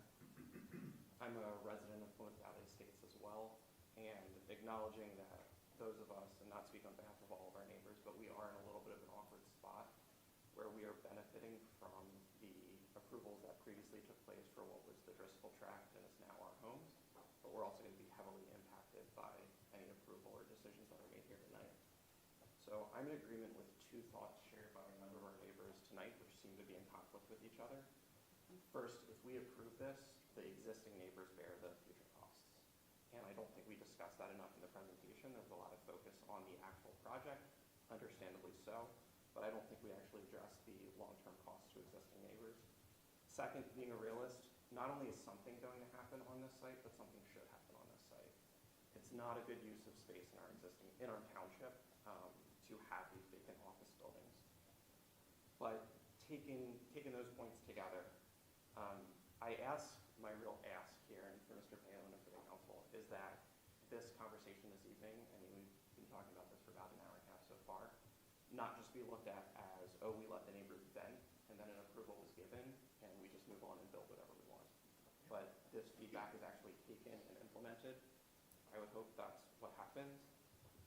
So a couple points on that. So obviously there's a lot of discussion tonight about traffic. That's been raised a number of times, and parking. Mr. Clark, I appreciate you clarifying a number of times. I think the opposition tonight and a lot of the feelings are because people do understand that the numbers presented were about if those office buildings were utilized to full capacity, when we all know that that's not the case.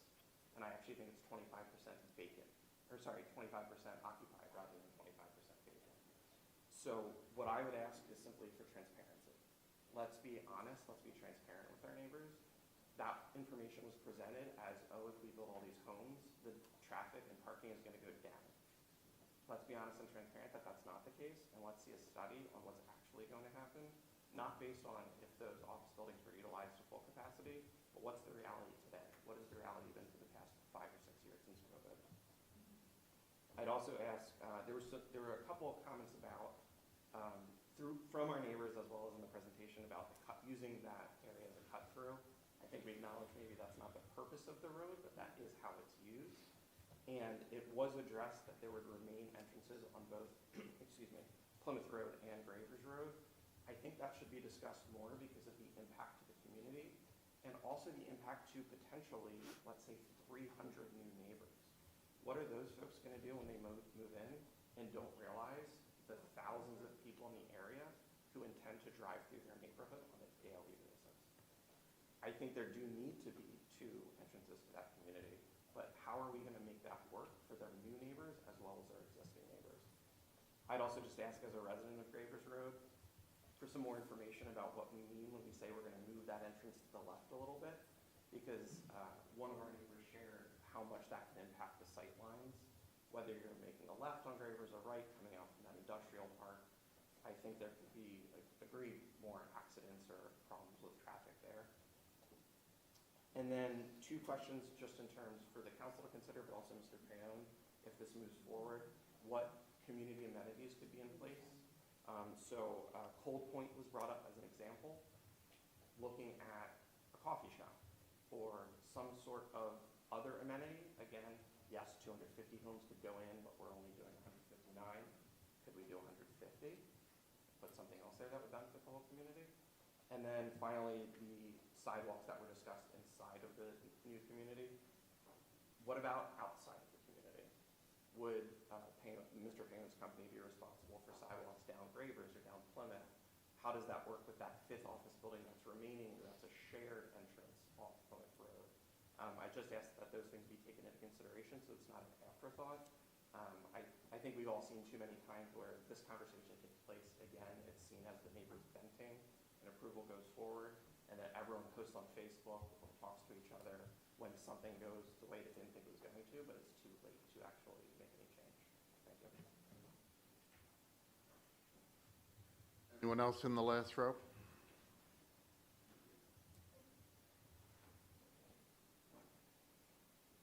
Hi, I'm Debbie Livesey. Livezey.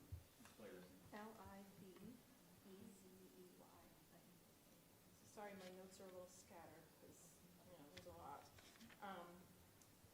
I had a question about the occupancy rate that was asked, the question. So, Mr. Palin, the question was about, there are 2 buildings, 25,000 square feet, and you've leased out the 25,000 square feet were leased out of 150,000 square feet, is that right? Of the four buildings, if you put them together, it's roughly 150 or 160,000 square feet. And there's currently 25,000 square feet roughly that is leased. So that's 16% of the whole property? That's not a very high number, so it's almost as much as the 25% of the office occupancy, even less. Just to point that out. Someone asked the question, but I think it's already answered. Once it was rezoned to D-residential, can it go back to commercial? But Mr. Clark already answered that. Yeah, I think there's a, I'll clarify. He can't do any, if it's changed to D residential, he can't do any new office building on the space. The existing thing, the existing buildings that are there, it's not like we're gonna change it to D residential and then he's gotta shut down everything, all the commercial, right away. He can still use that until he gets his approvals. He can't do any new office space once this is changed to D residential. Okay, thank you. I just wondered, somebody had the last guy actually had a really good idea about adding some additional, like, is there any other thoughts, ideas, brainstorms of what other ways to revitalize that property? There is a need to do something there, but I don't think additional tax revenue and all this traffic and more residents is the answer, which brings up my biggest concern is traffic. I have a 2.5-mile commute to my job, and I won't even tell you how long it would take me to go down Germantown Pike and make a left on Chemical and go to South Gravers Road. It's incredibly, it's awful.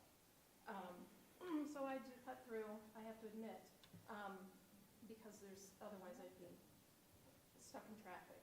Never mind the sinkhole that somebody else had mentioned that was closed for many, many months. The road just caused backups and delays for months, and there was a sinkhole on Germantown Pike at one point.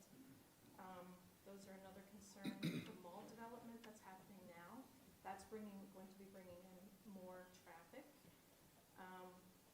And my commute consists of that corner of Plymouth Road and Johnson Highway.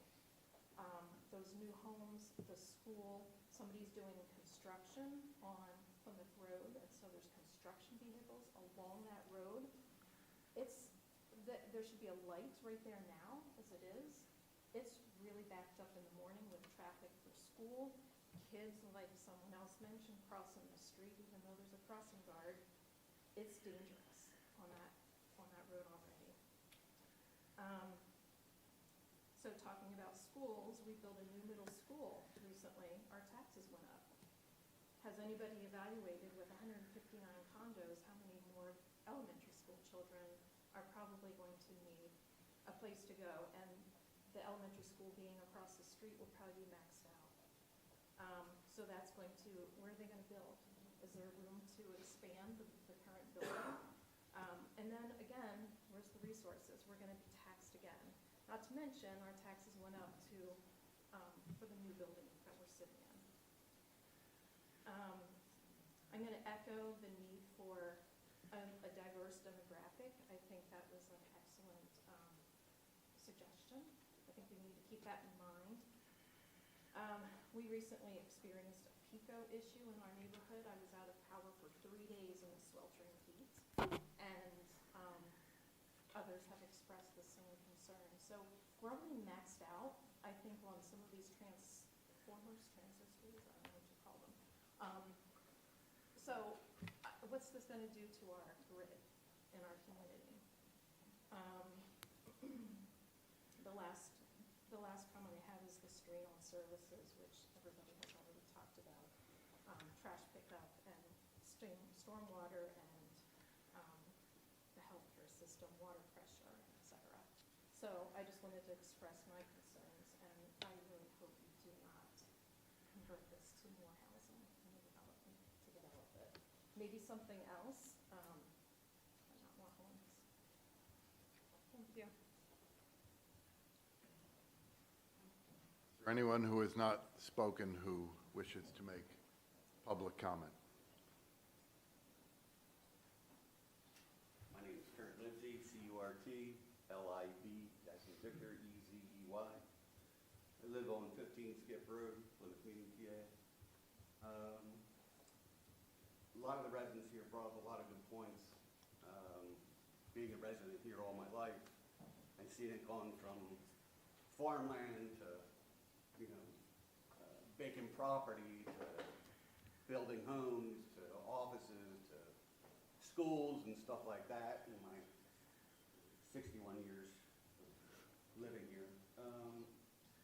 I really think if we took the time and did an evaluation of what we could do with the existing use of the vacant, of the office space there, and maybe do something for the veterans. I mean, my dad was a veteran, there's a lot of veterans here. Instead of going to Coatesville or to Spring City, I think maybe that would be something that we could do. I think we're going to need a school. I think that's going to be an issue if we do put more homes in there, plus parents, plus kids. It's going to just tack on more things. You know, I know we did the improvement here at the junior high school. I'm not too sure what we're going to do at the senior high school. Sorry, I'm just kind of nervous.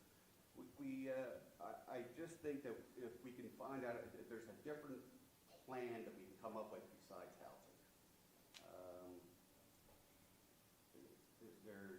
I think there's just got to be something else. I know everybody uses the cut through to go to work, to go to school.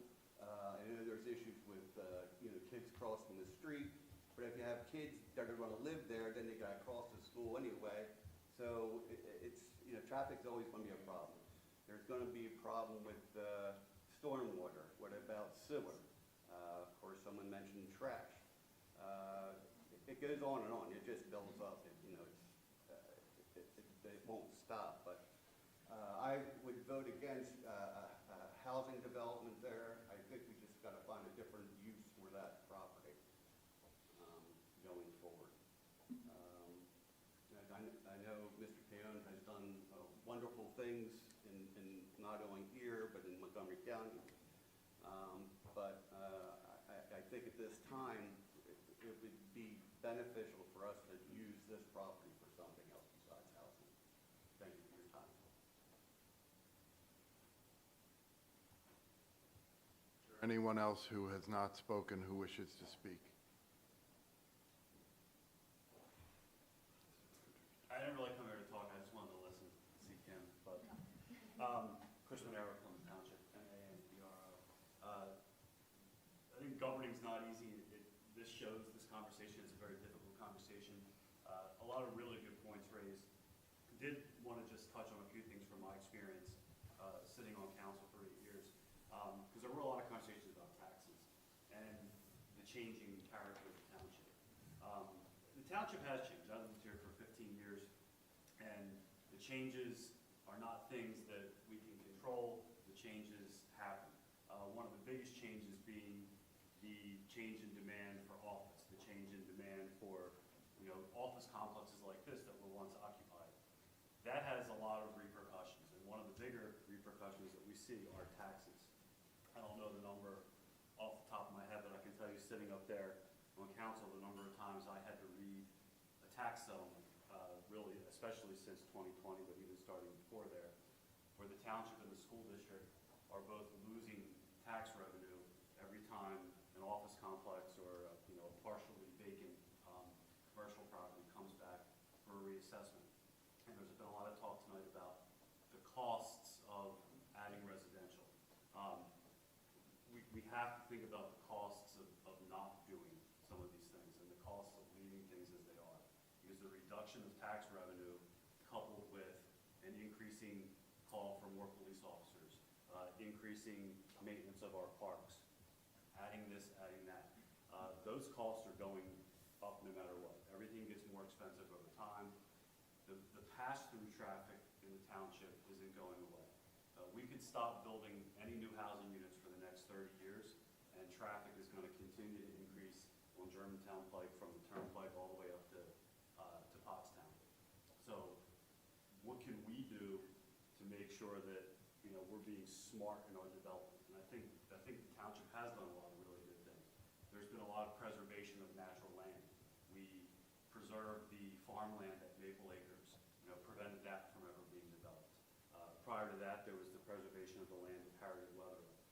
There was once a proposal to build single homes on Jolly Road, where the Prince of Peace Church is. We rejected that. There was a proposal to build residential, combination of townhouse and single homes on the First Student former Romano bus property.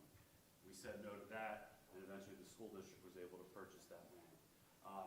So there have been a lot of good examples where the township's been very careful not to overdevelop, not to add too much residential. But there's also the very real issue that we face of the changing landscape of the commercial market. And, you know, studies will show you, and you see that when it comes to zoning, the lowest impact zoning is residential. In this particular property, there's been discussions about have there been any other alternatives, and I can remember in both formal and informal conversations, a lot of conversations about this particular property. There were conversations about apartments, several hundred apartment units. There were conversations about, obviously we've already heard, the 5-story or 7-story office building. There were conversations about a large self-storage facility. I don't think that any of those uses are a lower impact than residential. I don't think anybody living in $1 million plus home in the new development would want to back up to public storage or a 5-story office building. So, you know, while there are a lot of concerns and obviously legitimate concerns about adding more housing units, I think we do have to consider really the danger of doing nothing and the negative impact of maybe more residential versus the negative impact of vacant offices and potentially the future possibility of more impactful development on those sites that we might regret. And I think Mr. Stein already gave kudos to Mr. Payon and the quality work that he's done. But you know, you do have to look at who's coming in to present and who the responsible developers are, and use that as consideration in determining some of the properties and some of the projects. So again, tax revenue, you know, the need for that, the reassessments that we've seen, and I guess one other thing that hasn't really been asked, but I'm curious, and I don't know what the breakdown is in Cold Point Village or similar properties, but you know, I would encourage any developments like this to consider first floor master bedrooms as possible, or things that would provide a potential variation of types of owners, which would be indicated to both older residents as well as families. Thank you. Is there anyone who has not spoken who wishes to speak? Seeing no hands, we'll close public comment. Council, this would be your opportunity to ask Mr. Payon, Ms. Pianzio, any questions you would like, or make any comments you would like.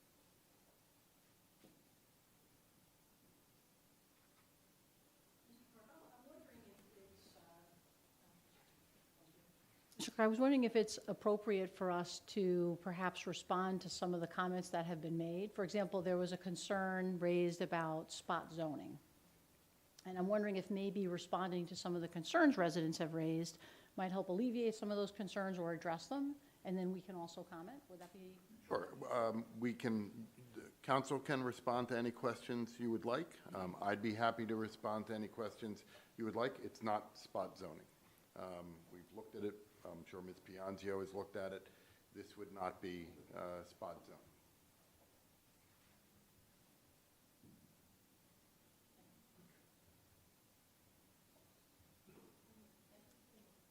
Nope, public comment is over. I'm wondering if we should also address, a number of residents have expressed concerns about the strain on resources. And so thinking about things like, if this is an HOA, what resources would not be strained? For example, trash pickup. What resources might be strained?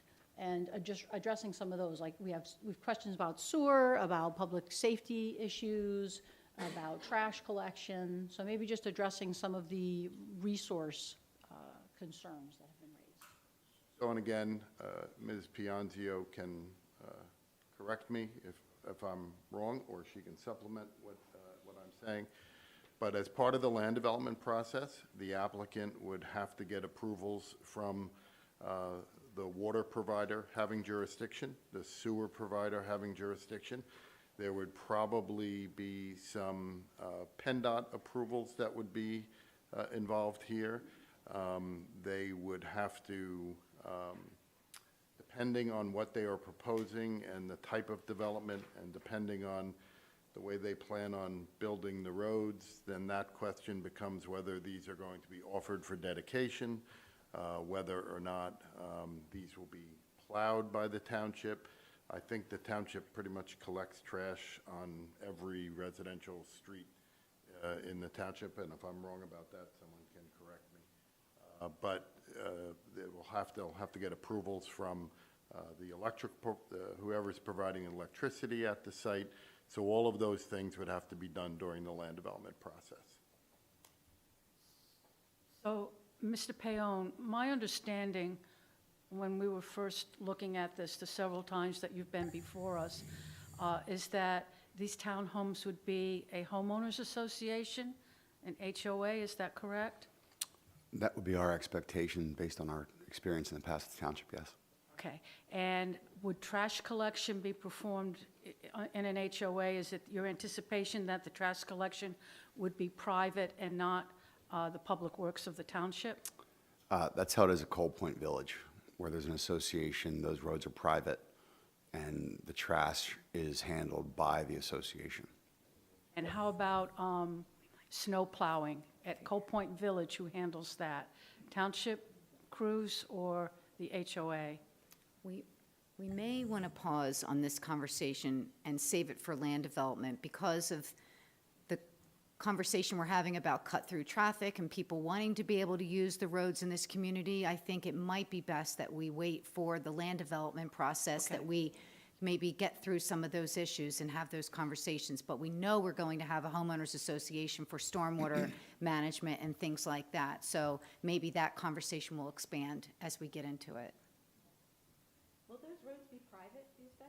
That's what I want to have a conversation about during land development. Road's private now. Okay. Yeah. There was an opportunity to make public comment. Well, it There's didn't say not, it was there's not an opportunity to be yelling out now and asking questions. This is council's opportunity to ask questions. But to clarify, the road is currently a private road. It is currently private property.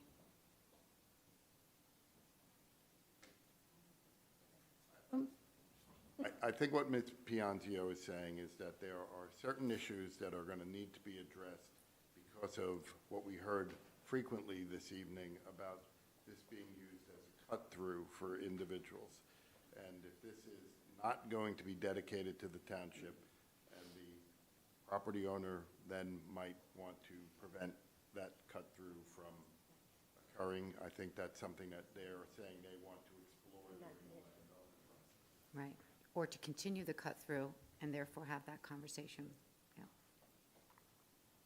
Mr. Payon, can you address the question about the number of school students expected and maybe the breakdown, whether we're talking about elementary school, middle school, high school, given 159 townhouses, 3 and 4 bedrooms? What would you anticipate?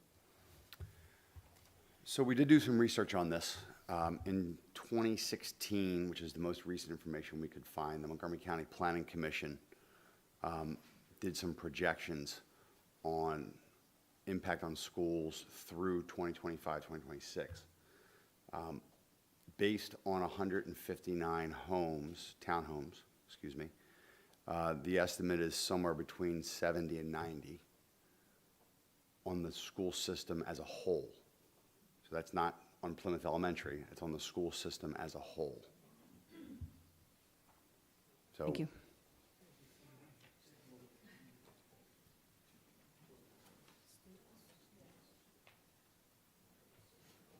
to give you an idea, that's 1.4% of the total enrollment.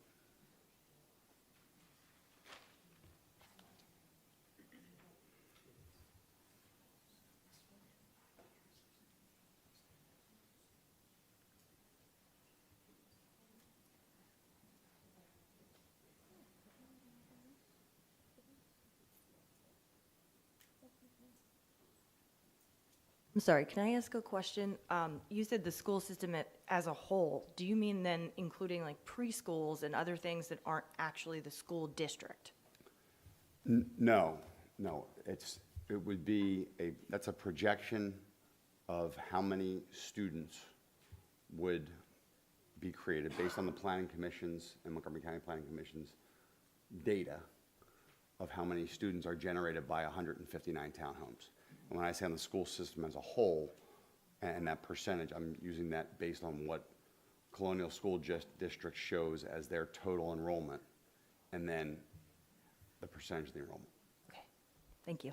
You got What's the impact on the public schools, On the public not those who choose to send their children to private or religious schools? Correct. Yeah, it's just the impact total on the public schools. Another quick question. I know there was a concern, or at least a question, about parking and where visitors might be parking. And I don't know if the concern was perhaps that maybe visitors would be parking outside of this complex on the roads that are adjacent. But could you address the parking situation? I know there are additional parking areas outside of a person's garage and driveway. Matt, do you mind flipping back to the plan, please? So I'm glad you asked that question. Thank you. I did want to clarify that. So on this plan, between parking spaces available in the driveway, not in the garage, just in the driveway, and spread out, and I'll emphasize the part spread out around the community, there are 350 parking spaces. That does not include the number of spaces that could be available in the garage, because we would count that or what's in the driveway as the same. So that's an important feature because we tried to avoid the situation of not being able to find a parking space around the community if you come to visit. To avoid on-street parking because there's not parking located close enough to homes. And this is not a final plan, but that is definitely something that we are going to be strongly keeping into consideration should this rezoning be approved and should we enter land development. Thank you. Build on something that Mr. Monero pointed out in the comment portion. There have been other, people asked about what other plans.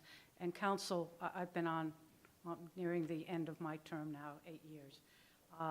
There have been proposals to have self-storage units there and a proposal for high-rise apartments just in 2 of the buildings, the ones closest to the Sussex apartments, for 300 apartments.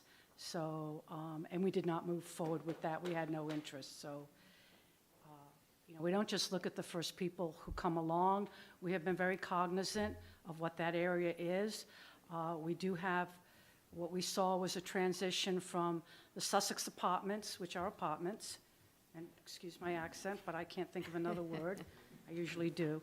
And then this office complex, and then the B residential, and also considering across the street on Plymouth Road, where you have Falcon and Eagle, which are single-family homes. So, we did not want to see rental units, 300 apartments going up, and so we did not move on that. I think others have pointed out that this proposal did come from someone that we have experience with as a reputable builder in our township. He's already mentioned the places, Coal Point Village, and I can never remember the name of the other one behind the CVS. But so, we do look at those things. We do want to consider the quality of life of the people who are currently living along Plymouth Road, Johnson, even way down at White's Road, across Gallagher, Gravers, and of course the newest development at Alexander and Sebastian. So there have been other proposals coming to us. This has been the least impactful one on our current residents. And as Mr. Monero pointed out, after you left, Chris, many more reassessments came through. We have been refunding money and losing tax revenue as these office buildings go vacant and can no longer, and get reassessed downward. So it's a loss of revenue. And we're looking at something that could be homeowners who, I think everybody appreciates when a homeowner moves in, they're not transient, they're not moving on, they're here to stay. And I always like to tell people who talk about, you know, all the new houses that have been going up and we don't want any more. And my house was built in 1840. So anyone who lives in a house newer than 1840, and I haven't lived there since then, but I have been here for 32 years. And I do see the changes and we can't stop them. Most of our traffic, especially Germantown Pike, is not coming from the people living in Plymouth. It's people coming down Germantown or going up Germantown from all the development that has happened out there, are coming down to get into Philly, to get onto the Turnpike, to get onto the Blue Route. It's pass-through traffic. It's not us. So I just wanted to point that out. Other council members have questions for Mr. Payon or the traffic engineer who's prepared? One quick question. I know, again, this came up numerous times with residents, and to be fair, I don't think Mr. Payon was trying to trick anyone with the traffic statistics. I think we were looking for fairly what would it be if by right that site was used at its maximum capacity? What is the traffic we might anticipate versus traffic if it becomes residential? So I think that is a fair question, but I understand that there's also concern, what is it versus like current day? Because there will be an increase. If current day, if it's unused, adding any traffic is increased traffic. And I think those are two different issues, and I think they're both important issues. So I'm wondering if Mr. Payon, your traffic expert, Mr. Hammond, might be able to address that part of the question just to put that piece to rest, or at least give an answer to the residents who have asked. Well, we love to have Matt talk, so he'll have him come up. But we did not yet perform the traffic study. That is something that we would do during the land development process. But yes, to clarify, traffic engineers like to compare what was on the property, what could be full capacity to what's proposed, what's been approved, and then what's to come is what he does in the traffic study, which he has not yet done, but he can certainly give some highlights of what he expects. No, that's fair, and I appreciate that. And the reason I think it's important to look at what could be on that site is if we were to say no to residential and they were to fill those buildings, right? If things turn around and they fill those buildings and put an additional building on that site, I know, I see you're shaking your heads no, but I'm not saying it will happen. I'm saying it is a possibility that is worth considering, that by right, that could happen. I'm not saying it's the only factor, but I think we have to consider that amongst other considerations, including what is current day traffic. State and spell your full name, please. Sure, Matthew Hammond, Hammond. You solemnly swear or affirm the testimony you're about to give shall be the truth, the whole truth, and nothing but the truth? I do. Thank you. So I think I understand the questions. I've heard a number of comments from the residents this evening, and I understand the trepidation and concerns relating to the traffic volumes that have been provided. And it has been stated, those figures that were presented earlier by Mr. Payon were just that, figures of if the by right use of the property were fully occupied, how much traffic would you expect those 5 existing buildings totaling 185,000 square feet of office space to generate from a traffic perspective, not only during the peak hours of traffic, and I think I've heard numerous comments tonight about how difficult it is for people to get in and out of their neighborhoods, which I totally understand, but also looking at it over the course of a day. How much traffic would an office building generate over the course of a day versus the proposal in front of you?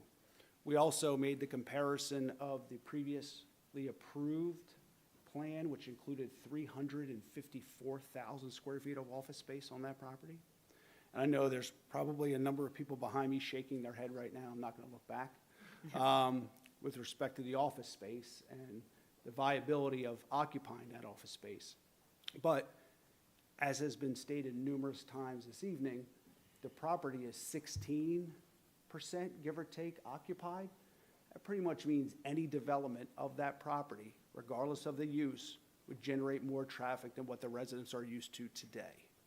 So as a traffic engineer, not only do we want to look at the by right use of the property and how much traffic could potentially be generated there, but we also want to look at exists out there today. And if we're fortunate enough to move forward and get the zoning, get into land development, there will be a very comprehensive traffic study that's going to be completed. And that traffic study will look at the conditions today and then the conditions in the future. So it'll look at how much traffic is actually in and out of that development today, how much traffic will be added in the future based on general growth, whether it's the apartment buildings proposed at the mall or any other developments in the immediate vicinity. And then on top of that, the traffic associated with the subject property at full build. We'll look at that, we'll analyze it. We'll analyze it in accordance with the township requirements, we'll analyze it in accordance with PennDOT requirements, and we'll determine what, if any, roadway improvements are necessary. As I believe I mentioned last week in front of this board, I do see some benefits, not only from the reduction in traffic, assuming the property was at full occupancy, but the relocation of the driveway on Gravers Road. There's been comment about the site distance and whether or not moving the driveway will make it worse than it exists today. And I will tell you, as a professional doing this 30 years, moving that driveway will benefit and improve the site distance. That driveway is being moved 175 feet, give or take, to the west, which will help improve site distance. Right now, it's almost virtually on the curve, and the only reason that people can see coming out of that private driveway onto Gravers Road is because that large hedgerow in front of the, I assume the reused pickleball court building is trimmed. They limbed the tree up so you can see around the turn. If those trees weren't limbed and they continue to grow, then that's going to inhibit that site distance. So beyond that, beyond just my word, that would be something that would be included in the study, and we have to show that we meet or exceed all of the township and PennDOT site distance requirements to prove beyond a doubt that we meet those, the site distance. In terms of the cut-through, I know Ms. Pianzo talked about, if we're fortunate enough to get to the next stage, have a further discussion with respect to the road is private or public. But as a traffic engineer, I would say that road is private today. And I obviously was not around when the development was constructed, but I have to assume that the intention at that time was not for that road to be used as a cut-through for public purposes. Now, honestly, obviously, the residents have benefited from that, but I would say it doesn't give them the right to continue to use that road as a cut-through. And I understand it will have effect on other roads in the surrounding area, but that is what the traffic study is for, and that's what the traffic study will look at. The other big benefit is the pedestrian connectivity and the ability to connect this development all the way up to Plymouth Road, which has a pretty robust pedestrian network at this point. So hopefully I've answered most of the questions the board has at this point, or I've heard so far. I know there was other various questions, visitor parking, having 2 access points, which I think is absolutely appropriate for this type of development. And I guess one other comment that was brought up was about traffic speeding in the areas. And I know that, I believe it was in July, that the township passed a traffic calming ordinance, which now allows residents to petition the township to look at their neighborhoods for potential traffic calming, and also basically outlines what developers or others within the township can do in order to investigate the possibility of providing traffic calming in certain areas. So hopefully I've captured most of what was discussed this evening. Are there any other council members who have questions of Mr. Hammond? Thank you.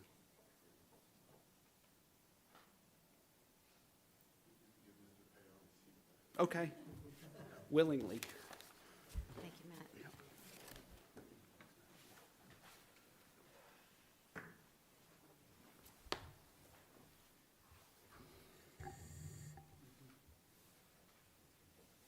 Council members, if there are no further questions, the hearing was open. We've taken public comment.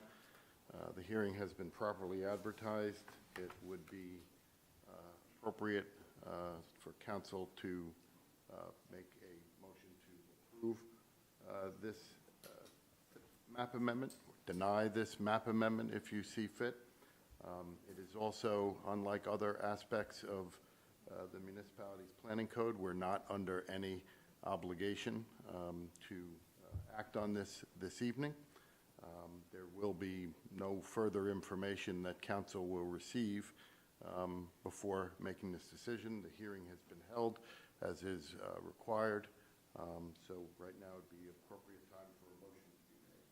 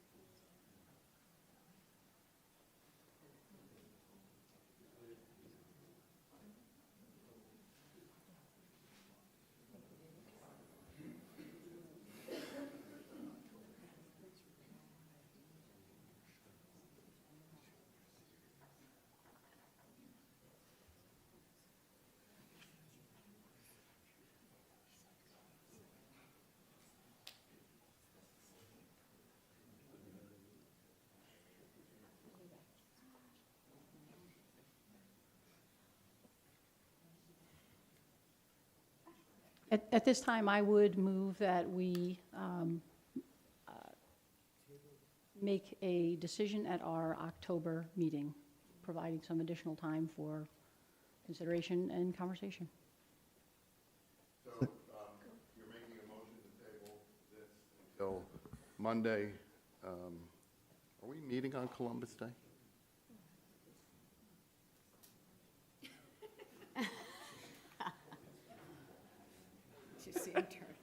We're meeting on the 13th, correct? October 13th, okay. So my understanding is you are making a motion to table until Monday, October 13th at 6 p.m. in this room. Is that correct? Yes. Second. No discussion on a motion to table, so the vote should be called. We have a motion and a second. There's no discussion on a motion to table, so the vote should be called. Okay, calling the vote to table. Ms. Vizio? In favor. Mr. Whitney? In favor. Ms. Leonard? In favor. Mr. Nelson? In favor. And the chair votes not in favor. Can I say something? Well, now you can.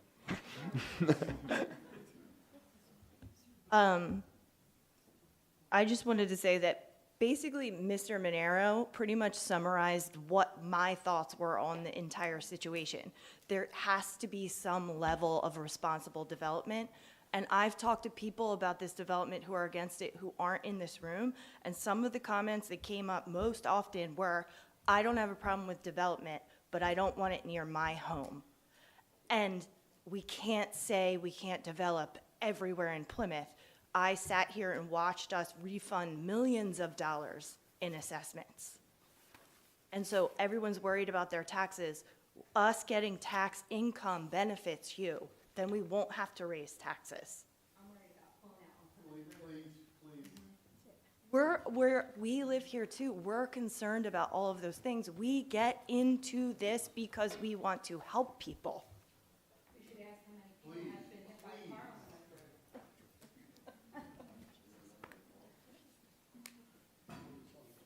That's all I have to say. Just so everyone understands, the hearing was held tonight. If you come back on the 13th, there will be no further public comment. Comments related to you, and if someone wasn't here tonight and they wish to make comment, they will not be permitted to. The hearing was held this evening. All that will occur on the 13th will be discussion from the board and a vote. Excuse me, what was the vote? The vote to table was 4-1. It has been tabled until October 13th. I understand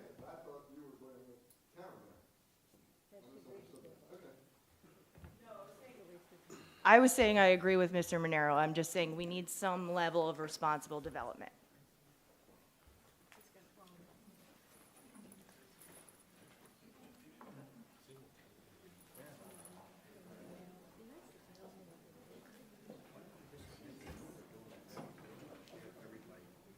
But we will give time for people to clear out before we move on with the rest of our agenda.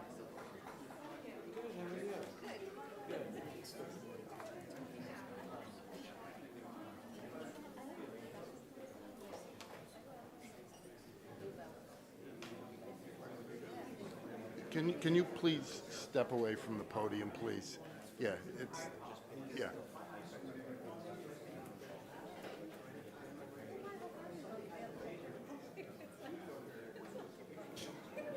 It's a good idea.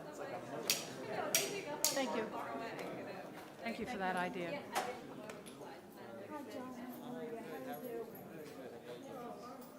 We are moving on to the rest of our meeting after people have a time to clear. The hearing has been closed. Pardon? Sure, you'll be able to do that at the end of this meeting. We will have public comment, and you can comment about anything, including the community center, okay?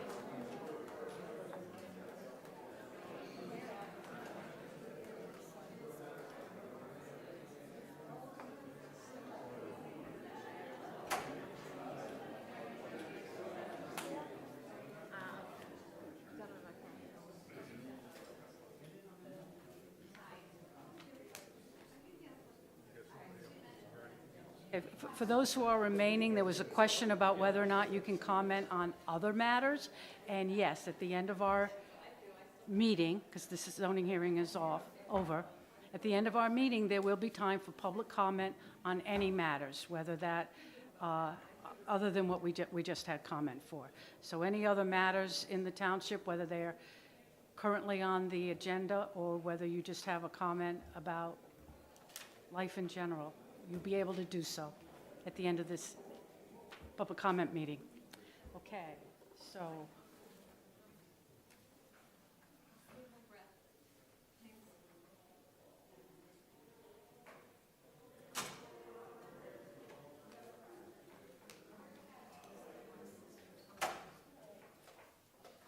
All right, next on the agenda, we have a motion to adopt a resolution by Mr. Nelson. I move that Township Council adopt Resolution 2025-37, recognizing Anthony Lisi for his service on the Historical Architectural Review Board per the attachment. I have a motion. Is there a second? Second. We have a second. Any questions or comments? This is a motion to recognize service by one of our community members. Hearing no questions or comments, now take a roll call vote. Mr. Whitney. In favor. Ms. Vizio. In favor. Ms. Leonard. In favor. Mr. Nelson. In favor. And the chair votes in favor. Mr. Nelson, would you like to read the resolution? Absolutely. Resolution 2025-37 awarded to Anthony Lisi by Plymouth Township Council. In grateful recognition of his generous and outstanding service and contributions rendered as a member of the Historical Architectural Review Board, Anthony Lisi served Plymouth Township with commitment and dedication by volunteering his time to the Historical Architectural Review Board during the period extending from November 2024 through August 2025. Now, therefore, be it resolved that Plymouth Township Council hereby expresses its appreciation to Anthony Lisi. Be it further resolved that this resolution be entered in the official minutes of Plymouth Township and that a copy of this resolution be publicly tendered to Anthony Lisi. Presented and approved at a duly convened meeting of Plymouth Township conducted on this 8th day of September 2025. Thank you, Mr. Nelson. Mr. Lisi is not here this evening, but he will receive his award for his service on the Historical Architectural Review Board. Next, I would like to make a motion to approve the meeting minutes for August the 4th, 2025, the council workshop, and the August 11th, 2025 business meeting. Is there a second? I would second that, and also note that there's one correction that should be made in the minutes, assuming we can make that correction after this meeting. It's a small correction, but I'm sure important to Sergeant Wack. His promotion was listed as a promotion to sergeant instead of a promotion to lieutenant. So if we just made that change in the minutes, I would second the motion. All right, with that amendment to the minutes, to correct the office to which Officer Wax was promoted, to state that it's to lieutenant, we will take a roll call vote. Mr. Whitney? In favor. Mr. Nelson? In favor. Ms. Leonard? In favor. Ms. Vizio? In favor. And the chair votes in favor. Thank you for that catch. Next, I would like to make a motion that we approve the departmental reports and schedule of bills for August 2025. Is there a second? Second. Second by Mr. Whitney. Any comments, corrections from council? Hearing none, we'll proceed to the vote. Ms. Leonard? In favor. Mr. Nelson? In favor. Ms. Vizio? In favor. Mr. Whitney? In favor. And the chair votes in favor.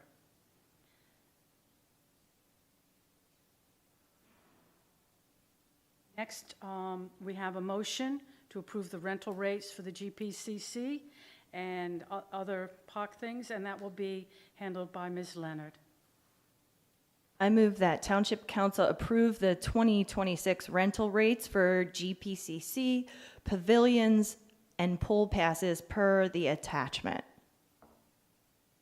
Do I need to read this attachment? Okay. Okay, 1 second, sir, we'll get to you. All right, we have a motion by Ms. Leonard. Is there a second? Second. Second. Second by Mr. Whitney. Any questions or comments from council? I would just comment that, I mean, knowing that we're not reading the whole thing into the minutes, the increases are moderate, and I know that our GPCC staff works hard to only increase those slightly every second year, and I think they've followed a very reasonable plan for doing so, something that is appropriate given the cost of all things rising, and I would support it. Yes, and I just want to say that the only increases are to the rentals of the pavilion. Given that the pool is closed, there is no increase to the general membership. That will remain the same.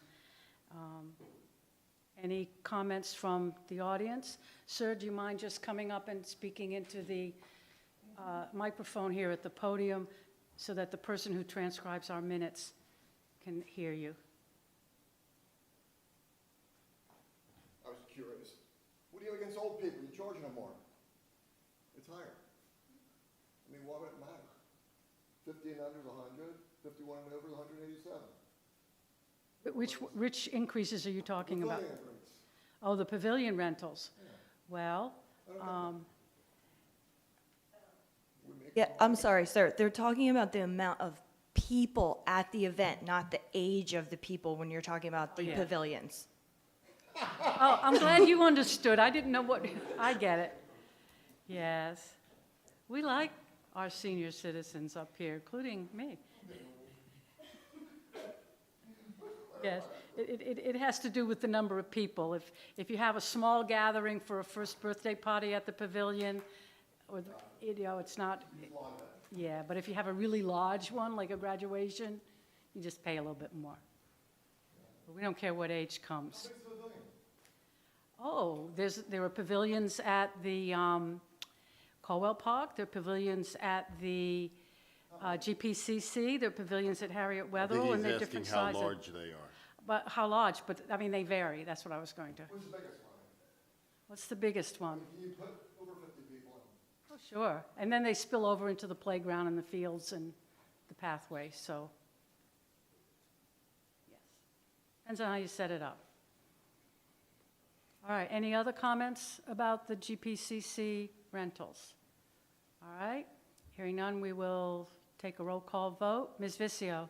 In favor. Mr. Whitney? In favor. Ms. Leonard? In favor. Mr. Nelson? In favor. And the chair votes in favor. Okay, next we have a motion for escrow release, and that is by Ms. Vizio. I move the Township Council approve the escrow release for 2622 Butler Pike per the attachment, which I will read. It is a letter from Mr. Lonnie Manai noting that at this time, based on field observations of work completed to date, we found that sufficient work has been completed to release the amount of $45,367.25. By releasing this amount, the account balance in escrow for the project is reduced to $59,031.87. All right, motion for escrow release by Ms. Vicio. Is there a second? Second. Second by Mr. Whitney. Any questions or comments from members of council or from members of the audience? Hearing none, we'll move to a roll call vote. Mr. Nelson. Favor. Ms. Leonard. In favor. Ms. Vicio. In favor. Mr. Whitney. In favor. And the chair votes in favor. Moving to our last action item for this evening, a motion to approve a time extension, and that is by Mr. Whitney. Yeah, I move that Township Council approve the time extension for LD 25-1 Berge Realty Company at 1441 East Ridge Pike, per the attachment. Thank you, Mr. Whitney. Is there a second? Second. Second by Ms. Vicio.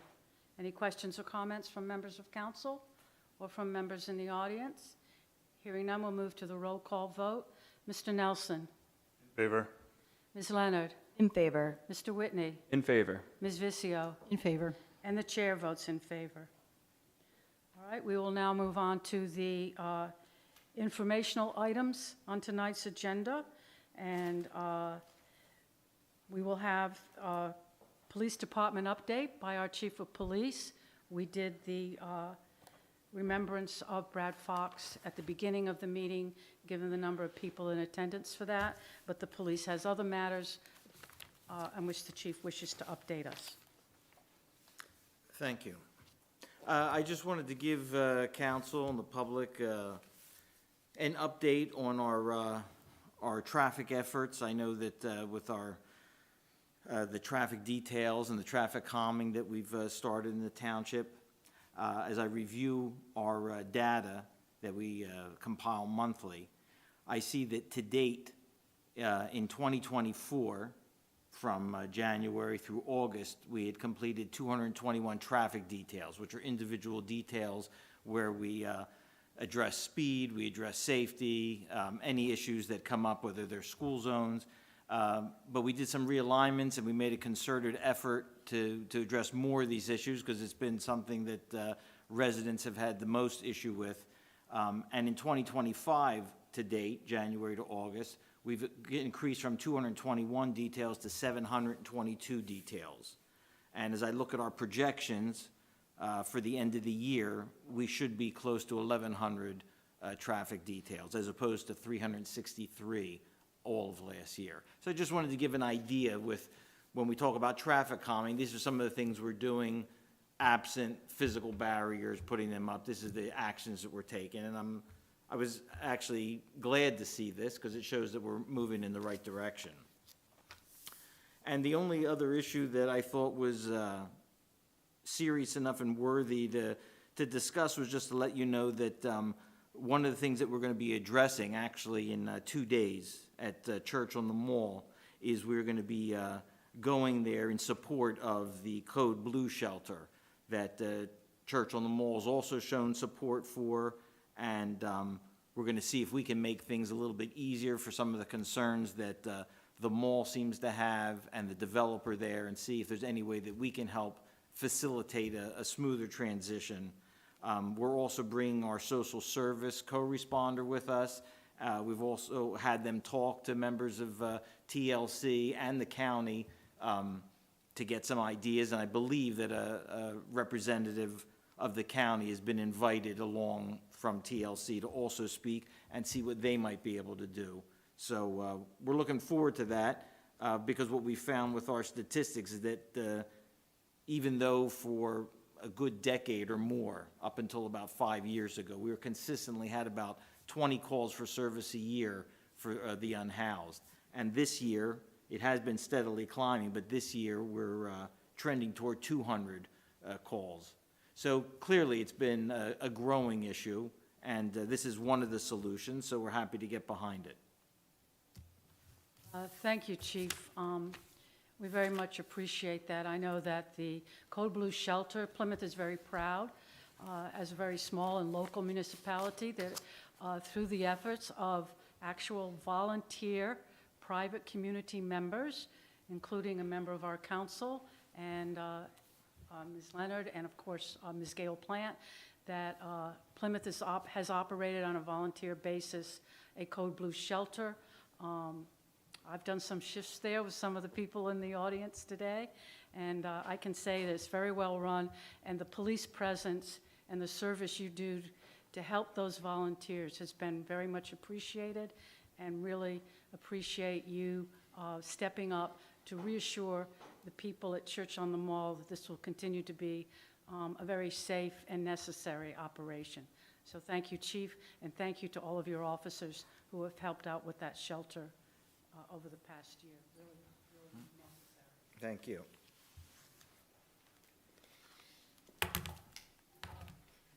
Right, next on the agenda, just as an informational item, I would like to announce that the branch and chip program has begun. This is where the township will come and pick up your branches if you call them. You have to call them, and they let you know when they will be out.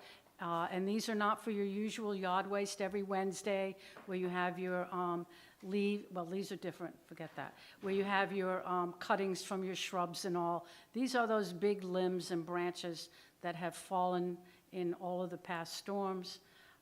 So the fall program will run from Tuesday, September 2nd. It's already begun. It will end on Friday, October 3rd. And then it will run again in the spring in March through April.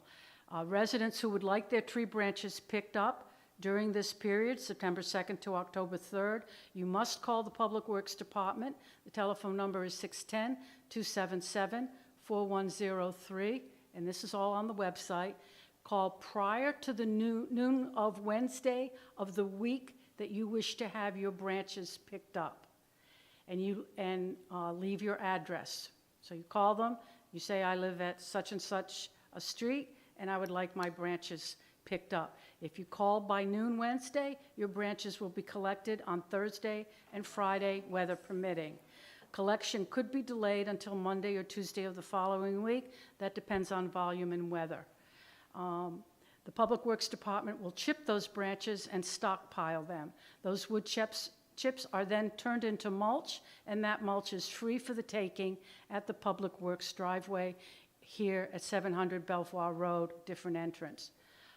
These are what you need to do if you want your branches picked up. Leave them as long as possible, a minimum of 5 feet in length.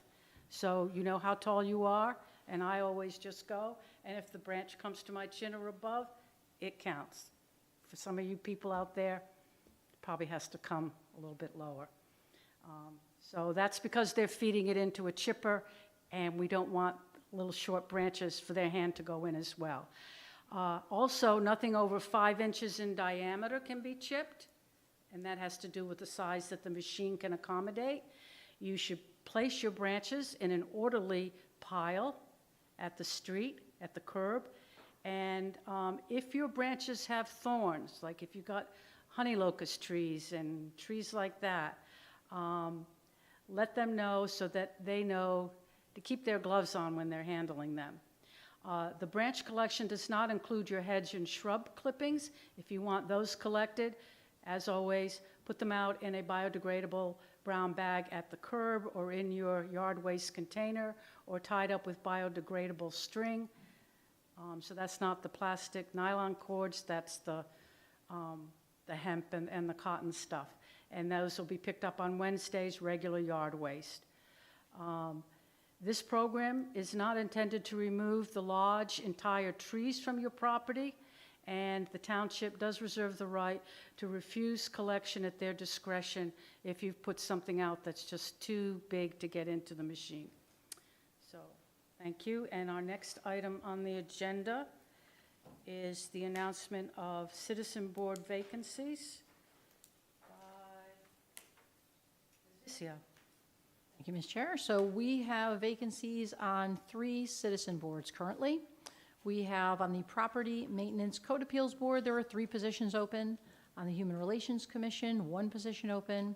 Our Historical Architectural Review Board, 1 position open. And we really appreciate when citizens, our residents step up to look for seats on these boards.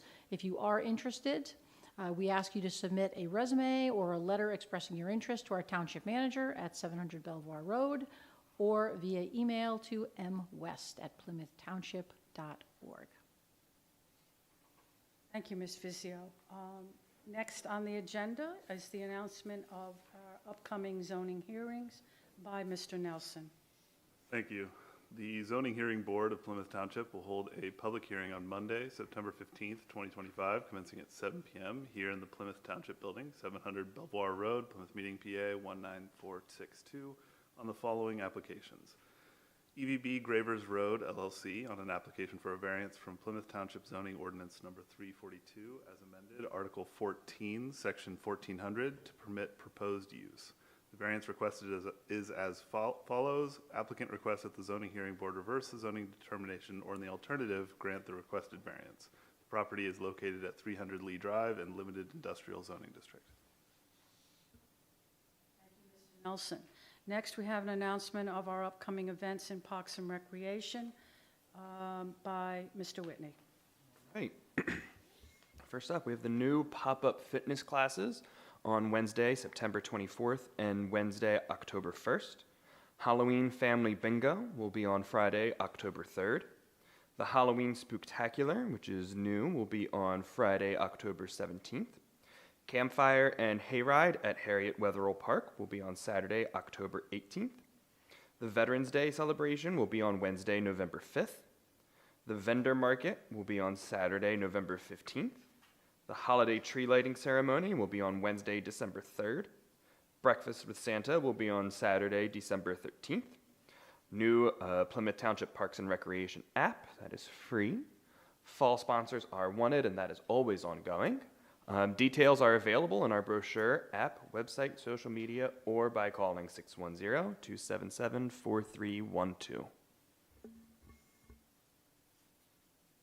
Thank you, Mr. Whitney. And our final informational item will be by Ms. Leonard on the Cunningtown update. The Cunningtown update for August, September 2025. The 8th of August, PECO completed the pole removal that was needed to start the project. On the 20th of August, contractor Lenny Electric started the project, and the project is expected to be completed in September. And the only other update here is that this update was posted to the township website. Not this update. The July-August update was posted to the to the township website on September 4th. Sorry. Thank you, Ms. Leonard. Appreciate that. At this time, the meeting is open to any members of the public who wish to make any comments. Just please come forward. Sure. Yes, sir. We can just have your name for the minutes. I'm Joseph Kelly. I moved my family here in 1988 when I retired from the Navy. I live on Falcon Way, but this isn't a comment concerning the previous thing. As you can see, I use a cane. I use the Plymouth pool for the past 25 years. They shut it down once a week, for a full week, once a year, and they never do any maintenance. They do cleaning, and that's all. They've shown pictures of the pump room. I've gone through a Navy shipyard period with a submarine, a nuclear submarine. We took the submarine apart and put it back together again in less than 2 years. They're saying it's going to take a minimum of 6 months to repair the pump room at the pool. And I think that's ridiculous, and I think somebody should look into it. Okay? All right. Thank you. And be sure that your comments get also communicated with the Director of Parks and Recreation. But I appreciate how much you and many other residents depend on that pool. We do. Okay. There's a lot of us, and we discuss our health problems. And who's had the most limbs replaced, or Oh, okay. both knees and a hip for me? Okay. Thank you. That's great, and congratulations on your, and thank you on your Navy service. You're welcome. Any other? Sure, come on When forward. is the final chairs? Pardon? When we were here before they renovated, they used to have these comfortable chairs. Oh, I this, see these are the only two comfortable chairs out here. I'm Oh. just curious if this is just a. So your comment is you want a padded chair at the next meeting? No, I'm just saying, is this temporary or this permanent? Oh, no, this is permanent. This room, we did have sort of theater-type seating Yeah, I remember I was here. previously, yes. I can see everybody now, I have to look over them. I'm just curious about that, that's all. So what we did was we lowered the council from an up-on-high dais to be down lower. And the reason there are these chairs in here is that this allows us to be more multi-use. So we can put in tables and rearrange chairs for other kinds of public meeting uses. So I'm sorry. Well, that, we'll talk at Parks and Recreation about that program. Relay that. So yes, this is how it will be set up for meetings going forward. But there are other uses of this room, and we decided to Makes sense. downsize a little bit. Yes, sir. Thank you. Thank you. Any other comments from members of the public on any topics whatsoever? Sure. Come on forward, just state your name, and if you live in Plymouth, we don't need your exact address. I'm happy to tell you my address. I'm at Gary Berkman, Okay? 1900 Sandy Hill Road, and I've been there for 13 years. And previous to that, I was living in Florida, but I came back after living and working in Florida. But I was born in Plymouth Meeting, and my family has always had a home here since 1953. And I've seen a lot of changes come about, and for the most part, great. Anyway, I bought this home on the corner of White's Road and Sandy Hill Road. And there's so much traffic on White's Road, I'm afraid the children who ride these little scooters up and back, they're fast, those scooters, I have to tell you what. I'm afraid for their health. There isn't a speed limit sign on White's Road. And I think there should be one at the beginning and at the end. And if you were to see how many cars and school buses and UPS trucks and FedEx trucks pick up and the landscaping vehicles, a lot of those have diesel engines, and as soon as they come off of Sandy Hill onto White's Road, I can hear it because I'm right there. They gun it. Those big diesel engines are loud, smoke.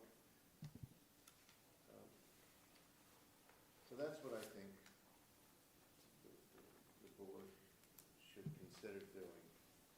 Because God forbid one of these little kids gets hurt or killed. I myself have had to jump into my bushes a couple of times when I was getting my mail. I'm ready to make an opening on the back of my mailbox so I can get the mail that way. Another concern of mine that I think would benefit so many people in the area would be to modify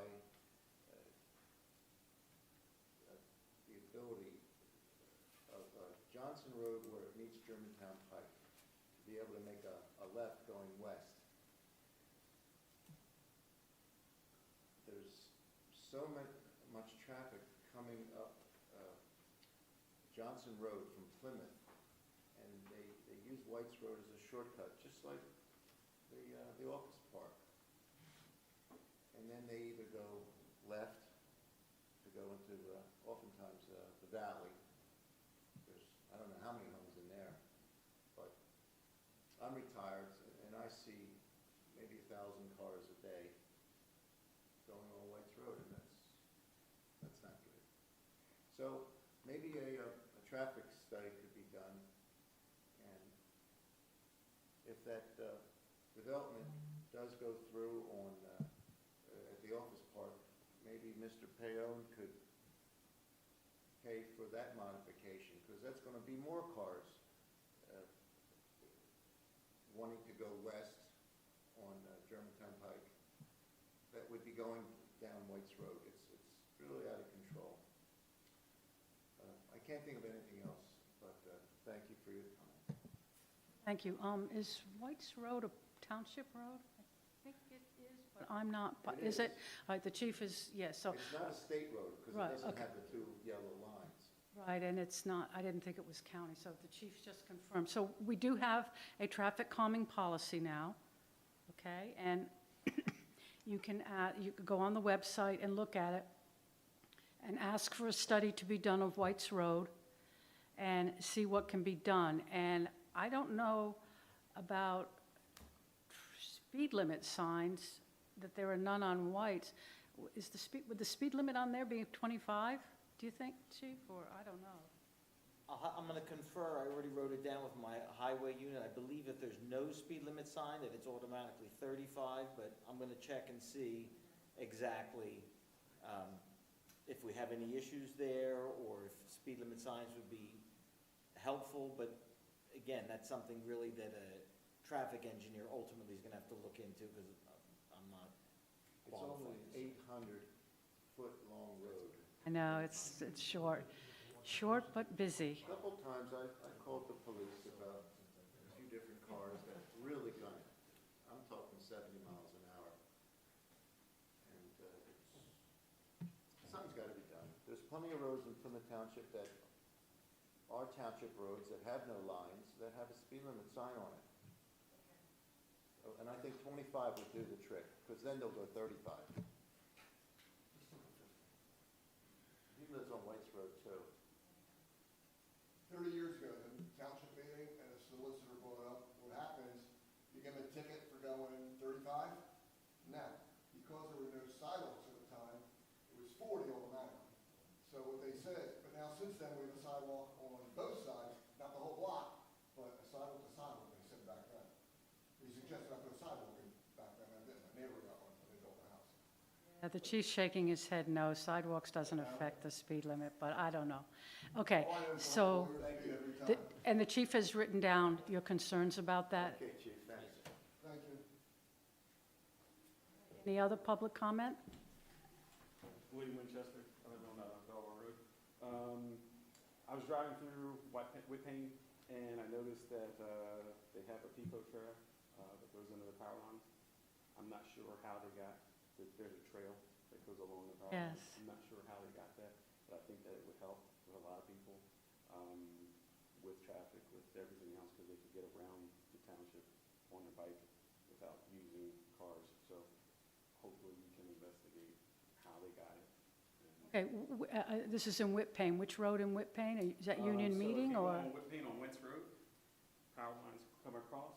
If you just go slowly, you can see there's a paved blacktops, maybe 6 feet path that goes all the way down to power lines.